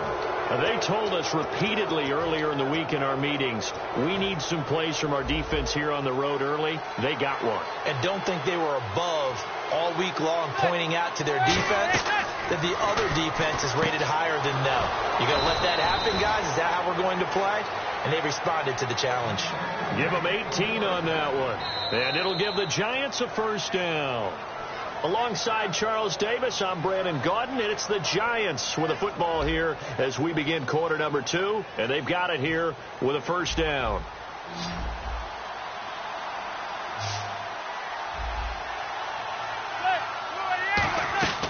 Manning now on first down, and incomplete. Crisis averted, almost picked. Instead, second down. Brandon, one thing we run into in sports all the time is people discussing whether teams achieved all that they can achieve. And for the Atlanta Falcons in recent years, and a lot of people thought they were underachievers, they erased that with this year's playoff run to the Super Bowl. Yeah, last year had the hot start to the season, petered out, and just when they've been able to get to the playoffs, haven't been able to get over that proverbial hump. I think they're over that hump. Yeah, I think in this recent run, and this is what I'm talking about maybe since about 2005 or so, they did have one NFC Championship game appearance against San Francisco, but many thought they should have won that one. Now they're on to the Super Bowl in 2017. Manning going to throw, and bringing it in right side here, Beckham. And no move to get the offense off the field. They'll stay put on 4th and 1. They'll go for it. It's Manning. He's got Cruz complete. And he will have a first down as they get him to the ground at the 37. We always talk about big-time players make big-time plays in big-time moments. I think that 4th down qualified. That was a heck of a throw.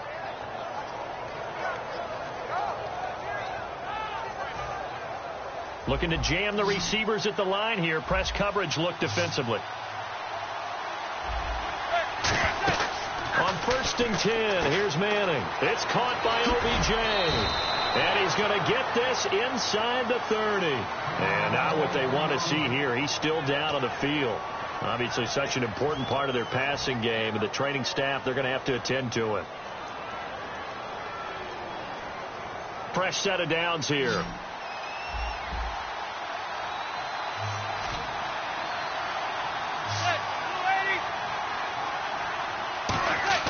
On 1st down, Manning over the middle. That's caught by Adams. That throw good for 4. It's 2nd down. Got to give credit where it's due. Really nice defense on that play. The pitch and catch was successful, but not any run after it.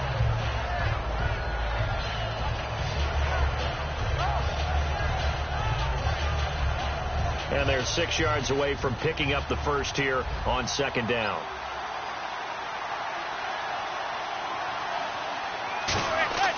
Manning to throw once more to Shepard, complete over the middle. And he'll get him inside the 15 down to the 14-yard line. 8 yards on the pickup there, and it moves the sticks. And, boy, they had high praise for this rookie receiver when we asked the coaches about him, didn't they? They certainly did, and obviously they liked his measurables. Otherwise, they wouldn't have brought him onto the team. Height, weight, speed, all of that. But how about what they really said? Competitiveness. That's what they really... Looking for Cruz, and it's intercepted. Picked off by Jalen Collins. And a big turnover there as his guys will get the football back. Atlanta now coming out on the field. And last time, one play interception. So this offense, they should be fresh. That's a good way of putting it. And I can't wait to see what they decide to do with play calling. Because a one-play drive where you throw an interception, a lot of people think the very next time out, run the football, don't give him a chance. Maybe play action? I think maybe you go play action, show your quarterback, you get a little confidence in him, and let him fling another one. after the intercept, and he fires one that's intercepted. A great read, and it's picked off. And that will set him up in excellent shape. First and goal at the 9-yard line. And New York set to take the field. Looked like they had something going last drive. Then the interception happened. Will they recover? The memory they need to keep with them is that they did have something going. They were moving the ball on offense, had a nice sequence going. Don't worry about the other part. You can't get that back.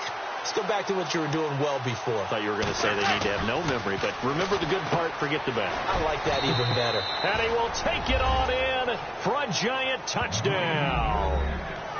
Victor Cruz, a 9-yard touchdown grab. And the Giants are able to grow their lead.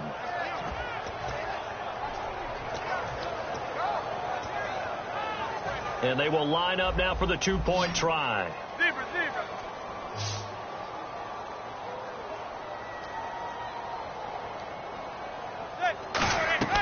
Eli's going to throw. And this is going to be caught. It's good. And that extends their lead by 2 more.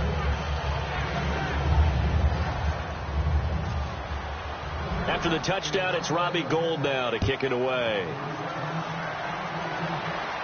That's fielded in the end zone. And with the new rule, that decision to bring it out will cost him about 5 yards as he only gets to the 20. Here comes the Atlanta offense now ready to take over here. And following the interception, just any interception, are you a little bit more cautious when you start that next drive, or no, you just throw that out the window? I think you are. I don't think that there's any way you can run back out there and go, totally didn't affect me. Let's just go ahead and be loose with the football again. You're going to take care of it, but you have to be careful about being too cautious because now you can't run any offense at all. Still want to attack. We'll see how they attack him here. Now Ryan. And his pass incomplete. Well, you know, Charles, understandably, all the talk right now about the Super Bowl. Don't forget this week the Pro Bowl as well down in Orlando. New location, back to the old format, AFC versus NFC. And I like that. Now you don't have teammates having to play against teammates. I think it's more recognizable for the fans watching the game, so that should be fun. But also, how great is it that for our friends here at Madden, the game is right here in Orlando. So we can just pop over, check out practices, check out all the events leading up to the game. That should be a whole lot of fun. And it stamps Orlando as a big league city. A lot of receivers see the drag route as a risk-reward type of a play. The risk, going into the middle of the field where there's some big people who want to hit you. But the reward is oftentimes you get lost in coverage, running a little bit underneath.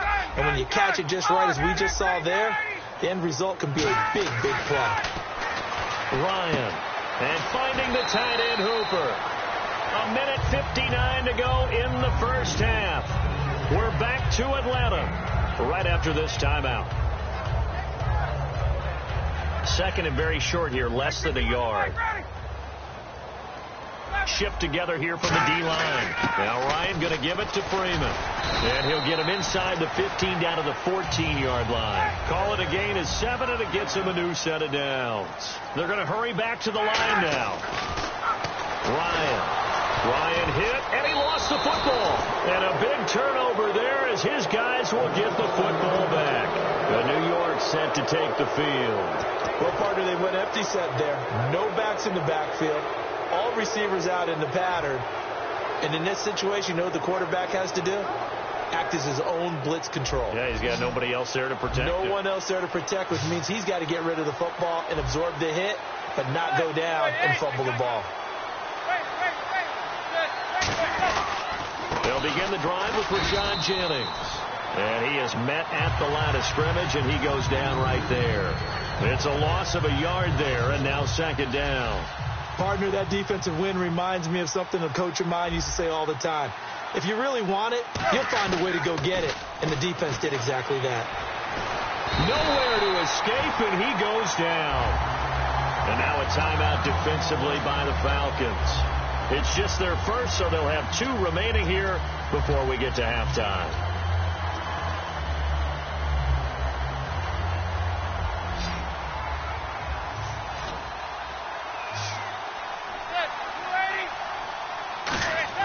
Back near the goal line. Here's Manning. A screen here to Vereen.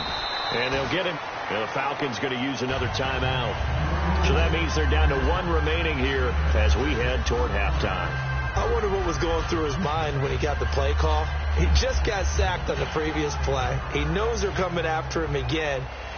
A little bit of guts to stand in there, take the hit, and successfully complete. And from their own end zone, it's a fake. And this is incomplete. A huge gamble, and it does not pay off. So out come the Falcons now. And they'll be looking to atone for last time's mistake of fumbling inside the red zone. Certainly they don't want to do that again. And so much emphasis placed on red zone offense. I mean, you have periods devoted in practice just for that because everyone knows how vital it is to put points on the board when you've entered that part of the field. And to come away with nothing, that's difficult for a team to handle. And difficult, and now we'll see if they can make it less difficult on themselves on this drive. Ryan on the handoff. It's Freeman. And he gets in. Touchdown, Atlanta. Devontae Freeman taking it in from 2 yards out. And the Falcons cut into that lead. Well, that touchdown certainly helps, but they've got to go ahead and convert, get to the half, and figure out how to keep chopping down this lead in the second, don't they? Yeah, they still need to regroup, and they still need to end the second quarter strong. A little bit of time left. And now the pressure gets there, and he goes down. So he couldn't get rid of the football, and that deficit stays right where it is.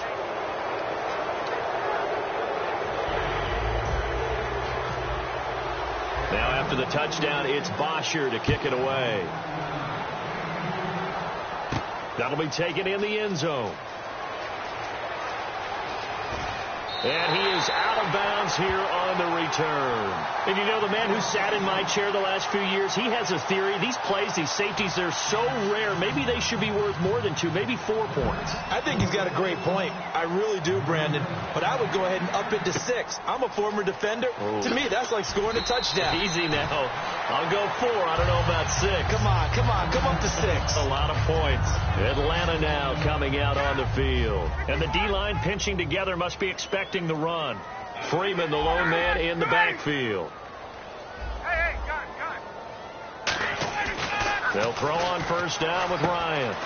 And he will find his man on the outside. Give him 9 there on the first down completion. He's a rookie, and you don't want to get hung up on the word potential. But when you see him make catches like that, you keep thinking to yourself, he's good now. He's got a chance to be great with plenty of work. Looks like the defense in press coverage here. On second down, Ryan.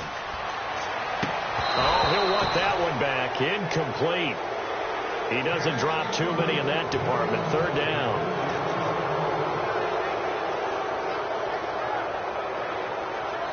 Third down here for the offense after the incomplete pass. They run. Devontae Freeman. And he's got the first down yardage before being taken down at midfield. They get 9 out of that one, and as a result, the drive continues. And they're going to speed things up here. Ryan. And Jones has it over the middle. And he gets this inside the 35-yard line. Now Ryan on first down. And it's a short one here, complete to the tight end. 5 yards on the catch there, brings up second down. Well, the strategy was evident there. Get it to your tight end and make it a one-on-one. And before this second down play, we'll get a whistle, a signal, and a timeout. And with halftime on the horizon, they'll be out of timeouts from here forward. So 3 seconds here remain in the half. On is the field goal unit to see about getting 3 points. He made his first attempt, this from 45. And the kick for the 41-year-old is up and good. Time for a break. We've hit halftime. 2 quarters down, 2 still remain. We step aside. This is the NFL on EA Sports. Both teams appear ready for the fight ahead, and we resume action here in quarter number 3. This will be fielded on the back line of the end zone. Here comes the Falcon offense now as they get set to take over here. They're down here, but very much in this game. What's the tonality of a coach's talk when a game is within striking distance like this at intermission? Typically, what they're doing is emphasizing the things that went well in the first half and wanting more of that. Sure, you've got to go over some of the errors and clean up some things because there's a reason you're down. But overall, I think they want to stay positive, stay up with this team. We're just starting the second half, and we've got the football. Let's go ahead and punch it in, and then we'll take it from there. See how that recipe works. Offense still needing 10 yards. Second down. They'll run it now out of the gun. And not a whole lot doing there as he'll get it up to about the 28-yard line. Call it about a gain of 3, and they'll be looking at a 3rd and 7 coming up.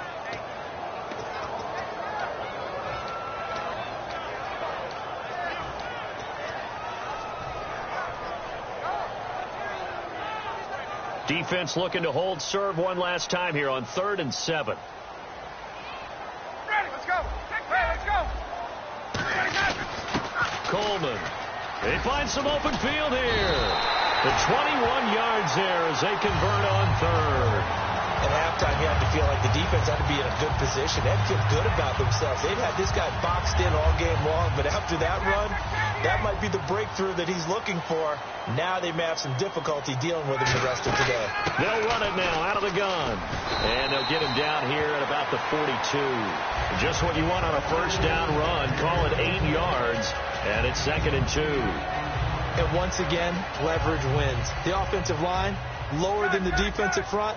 They moved them and found some good space for the guy carrying the ball. Now they'll throw it with Ryan. And this is Gabriel on the catch. Touchdown, Falcons. Taylor Gabriel, 42 yards. And the Falcons are an extra point away from tying the football game. And on that one, able to catch it, also able to have the wherewithal to take it in for the score. And how about the phases of a successful catch and a completion of a play? Look the ball in, secure the catch, and then, of course, the run after the catch that ends up in the end zone. That's fielded in the end zone. And the decision to come out is going to cost him 5 yards with a new rule as he's taken down right at the 20-yard line. A look at the offense now here coming back out on the road for their first possession of the second half. First half showed us some pretty good offense. Tie game, we'll see what the second half brings. And it'll be interesting because I think both sides feel pretty good about what their offenses are doing. Got to wonder what adjustments are being made defensively to try and get a spark and maybe slow down the other side. But here, do you change up anything on this opening drive? Not offensively, you don't. You got everything going your way. You're probably prepared for maybe some change-ups you might expect. But overall, you like what your game plan's showing you. And he's going to get this one across the 30-yard line. It's a 10-yard pickup, and it moves the chains. I thought guys that were over 30 weren't supposed to run the football this well in the National Football League. How about that veteran leadership? A big-time run combined with some nice blocking by his offensive line, showing that the ins and outs of being a veteran still has his place in this league. His odometer is not totally turned over yet. And they're going to hurry back to the line now.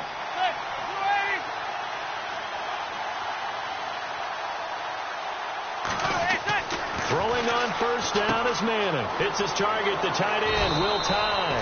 And he's brought down. A nice pickup there, 10 yards, and it'll move the sticks. Coaches always harp on the quarterback reading the defense and getting it to the open man. That's good recognition there. And how about what he did after the catch? Yeah, hit your tight end, let him get some rack. Yeah, when he gets moving, not many guys want to come over and put a hit on him, do they? So 2nd and 9, the defense looking to put them in a bad spot here.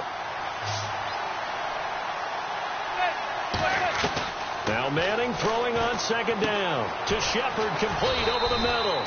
And he's going to get this inside the 30. A nice pickup there of 11 yards, and it'll move the sticks. And just a small glimpse there as to why they like this rookie so much. And that's why they lit up a little bit in our meetings with the coaching staff, didn't they? When we talked about him, they did. Yeah, you know, they like his work ethic. You know, this guy's running every route well in the route tree and getting better at it all the time, really honing his game. They expect a pretty good jump out of him as things continue to move on. A screen here to Vereen. That's going to go as a loss of a yard, and it'll be 2nd down. Got to give some credit there defensively. They snuffed out that screen early on first down. Really read it well, didn't they? Because they didn't bring the pressure that they expected. They covered all the passing lanes. So once you see it break down as the passer, I think in this situation, you're either throwing it at the feet of your back to make sure no one picks it off, or you throw it away. Throw it over the sideline. Don't try and freelance and try and make a bigger play. There's really no one else running a pattern that should be open. Throwing now is Manning. He's got his man on the crossing route. Give him 9 there on the first down completion. So on that play, defense was in the zone. They ran a crossing route offensively, but the defense there, you got to be good with communication, don't you? You certainly do, and it's not something that is really evident when you watch it on the screen. But everyone's talking, communicating, pointing, and it keeps you from chasing receivers because you have a specific zone you have to cover. When a receiver's in your zone and he crosses to another one. And he takes it into the end zone for a giant TD. Rashad Jennings taking it in from a yard out. And the Giants have taken the lead. And there you go. Nothing really too complex. Block, keep to your assignments, let them run it in. They did it. Fundamental football. Good blocking beats good tackling on that play. End result, touchdown. After the touchdown, it's Robbie Gould now to kick it away. That'll be taken in the end zone. And he'll bring it a few past the 20 to the 23-yard line. Atlanta now coming out on the field. And they're hoping to capture some of that magic they had last time out when they were able to put together a scoring drive. But they're still down here, Charles. Not the major concern, though, because of what you talked about. They scored the last time out. They feel good about themselves. They feel like their game plan is now in effect. They know how to attack and what plays they want to put together. But they've got to keep it moving in the right direction because, as you did note, they are down on the scoreboard. It'd be hard to say that the defense wouldn't be ready for a first down run. And when you can gain that kind of yardage against a defense that's really kind of geared to stop that play, your confidence has to rise. And now you've actually opened up your playbook. You want to throw the ball now for play action, you're good to go. And he's got his man on the out route. Back now in Atlanta. It's the Falcons. They'll have the football, but trailing on the scoreboard as we get set to begin the fourth.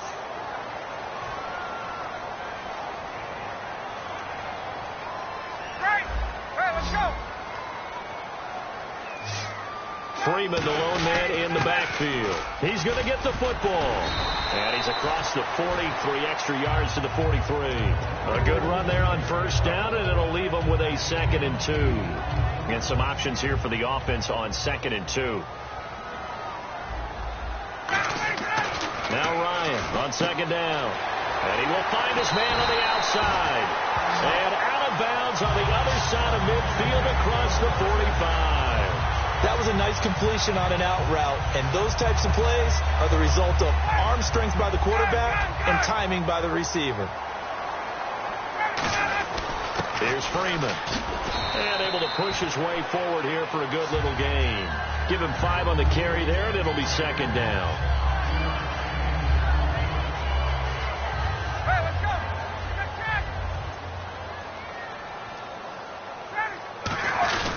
Again, they'll run with Freeman. Room here to run. And he's going to get this inside the 30. That one goes for 13 yards, and it moves the sticks.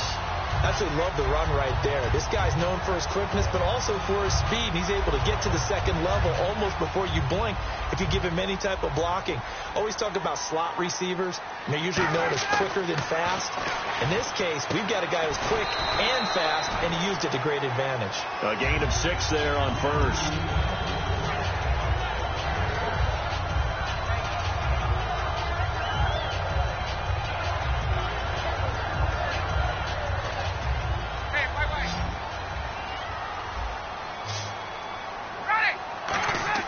On 2nd down, Ryan. And finding the tight end, Hooper. And stopped a few yards shy of the goal line at the 3. That one good for 17 yards, and now they've got it 1st and goal.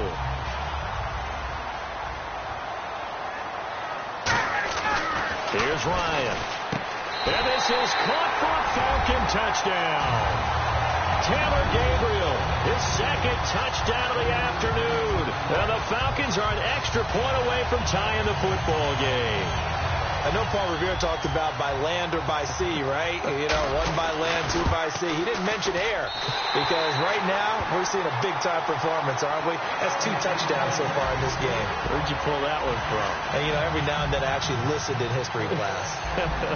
And you're just a scholar all the way around. You're reading all the time. I like that you fit that into the broadcast. You know, I just grab a nugget when I can. Yeah, some might have returned that one. He won't. He'll go down to a knee, and they'll start the drive from the 25. New York set to take the field. And that recipe on their last drive that resulted in a touchdown looked pretty good, so they'll be hoping to do that once more. And it takes me back to when we sat with the offensive coordinator and the head coach. They felt pretty good about their game plan and thought there were some holes in the defense, and they exploited them the last time out. Let's see if they can come back and put together a similar drive. And we'll see if they can do just that. Manning now on first down. He's going to loft one deep left, and that's caught inside the 35. Manning to Beckham, a big play there. 44 yards. And we continue to see another example here of offenses just going for it. And this game has really turned into a receiver's dream and a defender's nightmare because no one's being stopped throwing the ball downfield, and points are going on the board. Hitting the home stretch here in a great game, a tie game. Let's see if the defense can get the stop they need to get the ball back.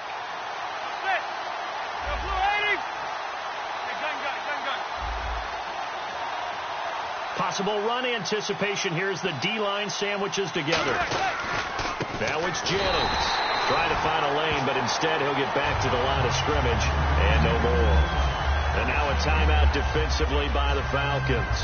It's just their first. They'll be down to 2 remaining as we step aside here in the fourth quarter.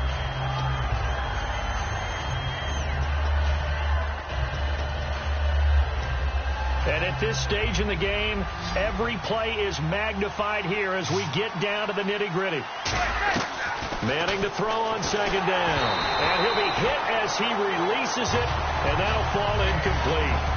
Well, the great coach has said football is really a simple game. Rush theirs, protect yours. And he's talking about those guys throwing the football. In this situation, the rush one, hitting the quarterback and forcing him into an incompletion.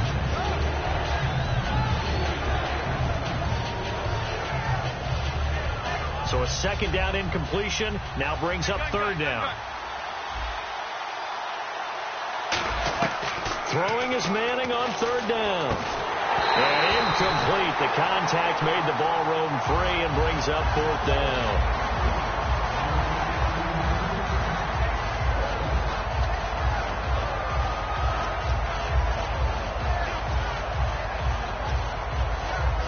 So now one of the biggest kicks of the night is forthcoming.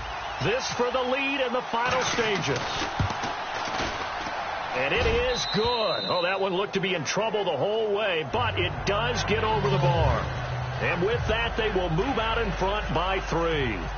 So the drive here ends with a field goal, and that does give them the lead, but this one is still a long ways from over. And you love to be able to look up at the scoreboard and see that you're out in front, but then you take one look across the field and see that offense is raring to come back out, and you think, I don't know that field goals are going to be enough to get us home. Atlanta now coming out on the field. Last time they were out, they scored. Still trailing here, though, so some work to do.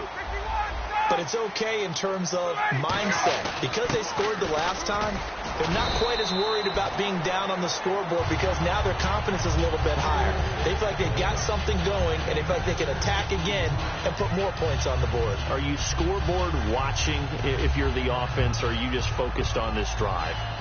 We wouldn't be telling the truth if we said that they didn't scoreboard watch. Everyone does it to some extent, but you've got to set it aside right now and just focus on this series. That'll take care of the scoreboard if they punch it into the end zone. And he can't get a throw away. He's taken down. Olivier Vernon in there to drop him as the clock continues to roll.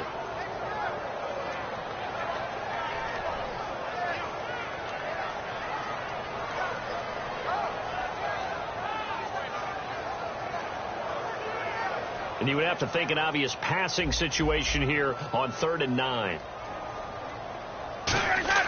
He'll look to throw. It's caught. Jones. And they're going to get this one all the way out across the 45. He He's such a good route runner. Shows it there on third down. Very proficient and a good pass. And you know what I've observed over the years in the NFL? The better a route runner you are, the more confidence your guy's going to have in you to go to you in important times because he can trust you being in the right spot, and they connected there and picked up the first down. A really good pickup of 28 yards. They got exactly what they wanted there. Out route, catch, get out of bounds, stop the clock. And I have to criticize defense here because you know the situation. You want to keep them inbounds and have the clock run. So I'm sitting on the outside portion of the field and not letting them throw an out route. Throw anything inside and I'll make the tackle. An out route? And he is into the end zone for a Falcon touchdown. Austin Hooper, 25 yards for the touchdown. And the Falcons have taken the lead here in the fourth. And his kick is right through. Now after the touchdown, it's Bosher to kick it away.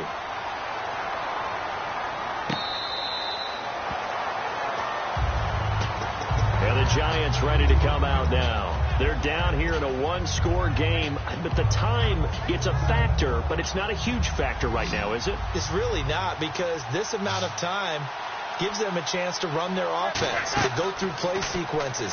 And this is what they work on every week in practice, usually on a Friday. They go over this type of a situation, late game situation. What are we going to do when we have the opportunity? They've called these plays a bunch of times. Now's their chance to execute them. They have the opportunity now. Here's the execution. And on the outside, they're playing press coverage.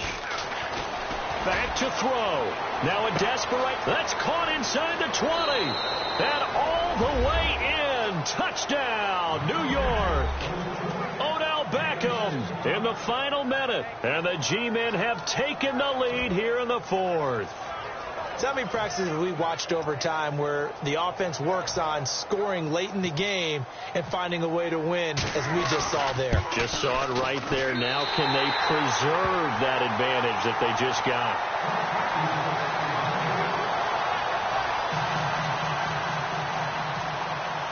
After the touchdown, it's Robbie Gould now to kick it away.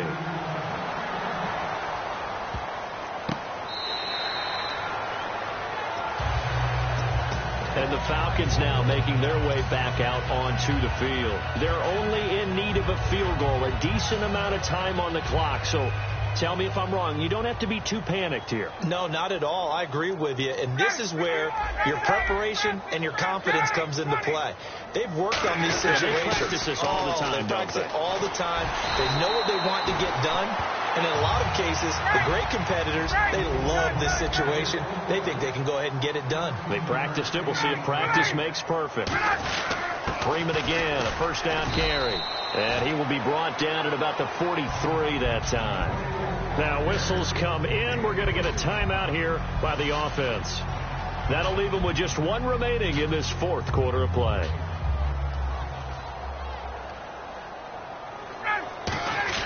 Back to throw.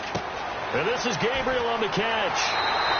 Really nice pickup of 14 yards, and it moves the sticks. That's what they need right now. Get the first down, get out of bounds, stop the clock. Just playing smart football, understanding the situation, making the plays necessary, and making sure that clock stops at every opportunity. So here we go, 1st and 10 now. Looking to jam the receivers at the line here. Press coverage, look defensively. They'll look to throw. And finding the tight end, Hooper. 5 yards on the catch there, brings up 2nd down. Looking to speed things up here, going with some tempo. A handoff, Devontae Freeman. And he'll be taken down at the 34. Still a couple yards short of the first as the 3-yard gain brings up a 3rd down. He's back to throw. Finding Gabriel complete. And he is out of bounds inside the 30. It's a 9-yard gain, and it keeps the drive moving. A little football 101 there. You just see the receiver try to run down the defender, meaning he goes right at him and really trying to move him a little bit towards the center of the field so he can put his foot in the ground and break to the out, to the sideline, and make a catch.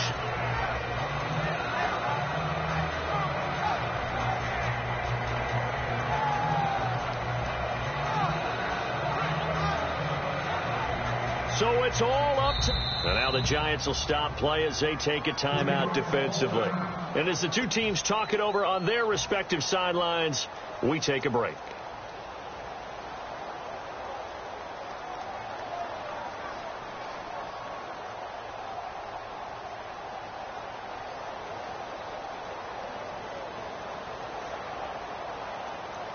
So it's all up to the other Matty Ice. Matt Bryant now. 2 seconds on the clock. This for the win. And his kick is good. He knocks through his third field goal of the game, and this one is the one that decides it. And the Falcons are going to win the game. A lot of scoring. There's no doubt about that in this one, Charles. Points, they were not at a premium. They were pretty easy to come by. They were, but it was fun, wasn't it? Because both teams finding ways to click. And you know people who love this game, they also love baseball games that are 14-11 with 3 or 4 home runs mixed in.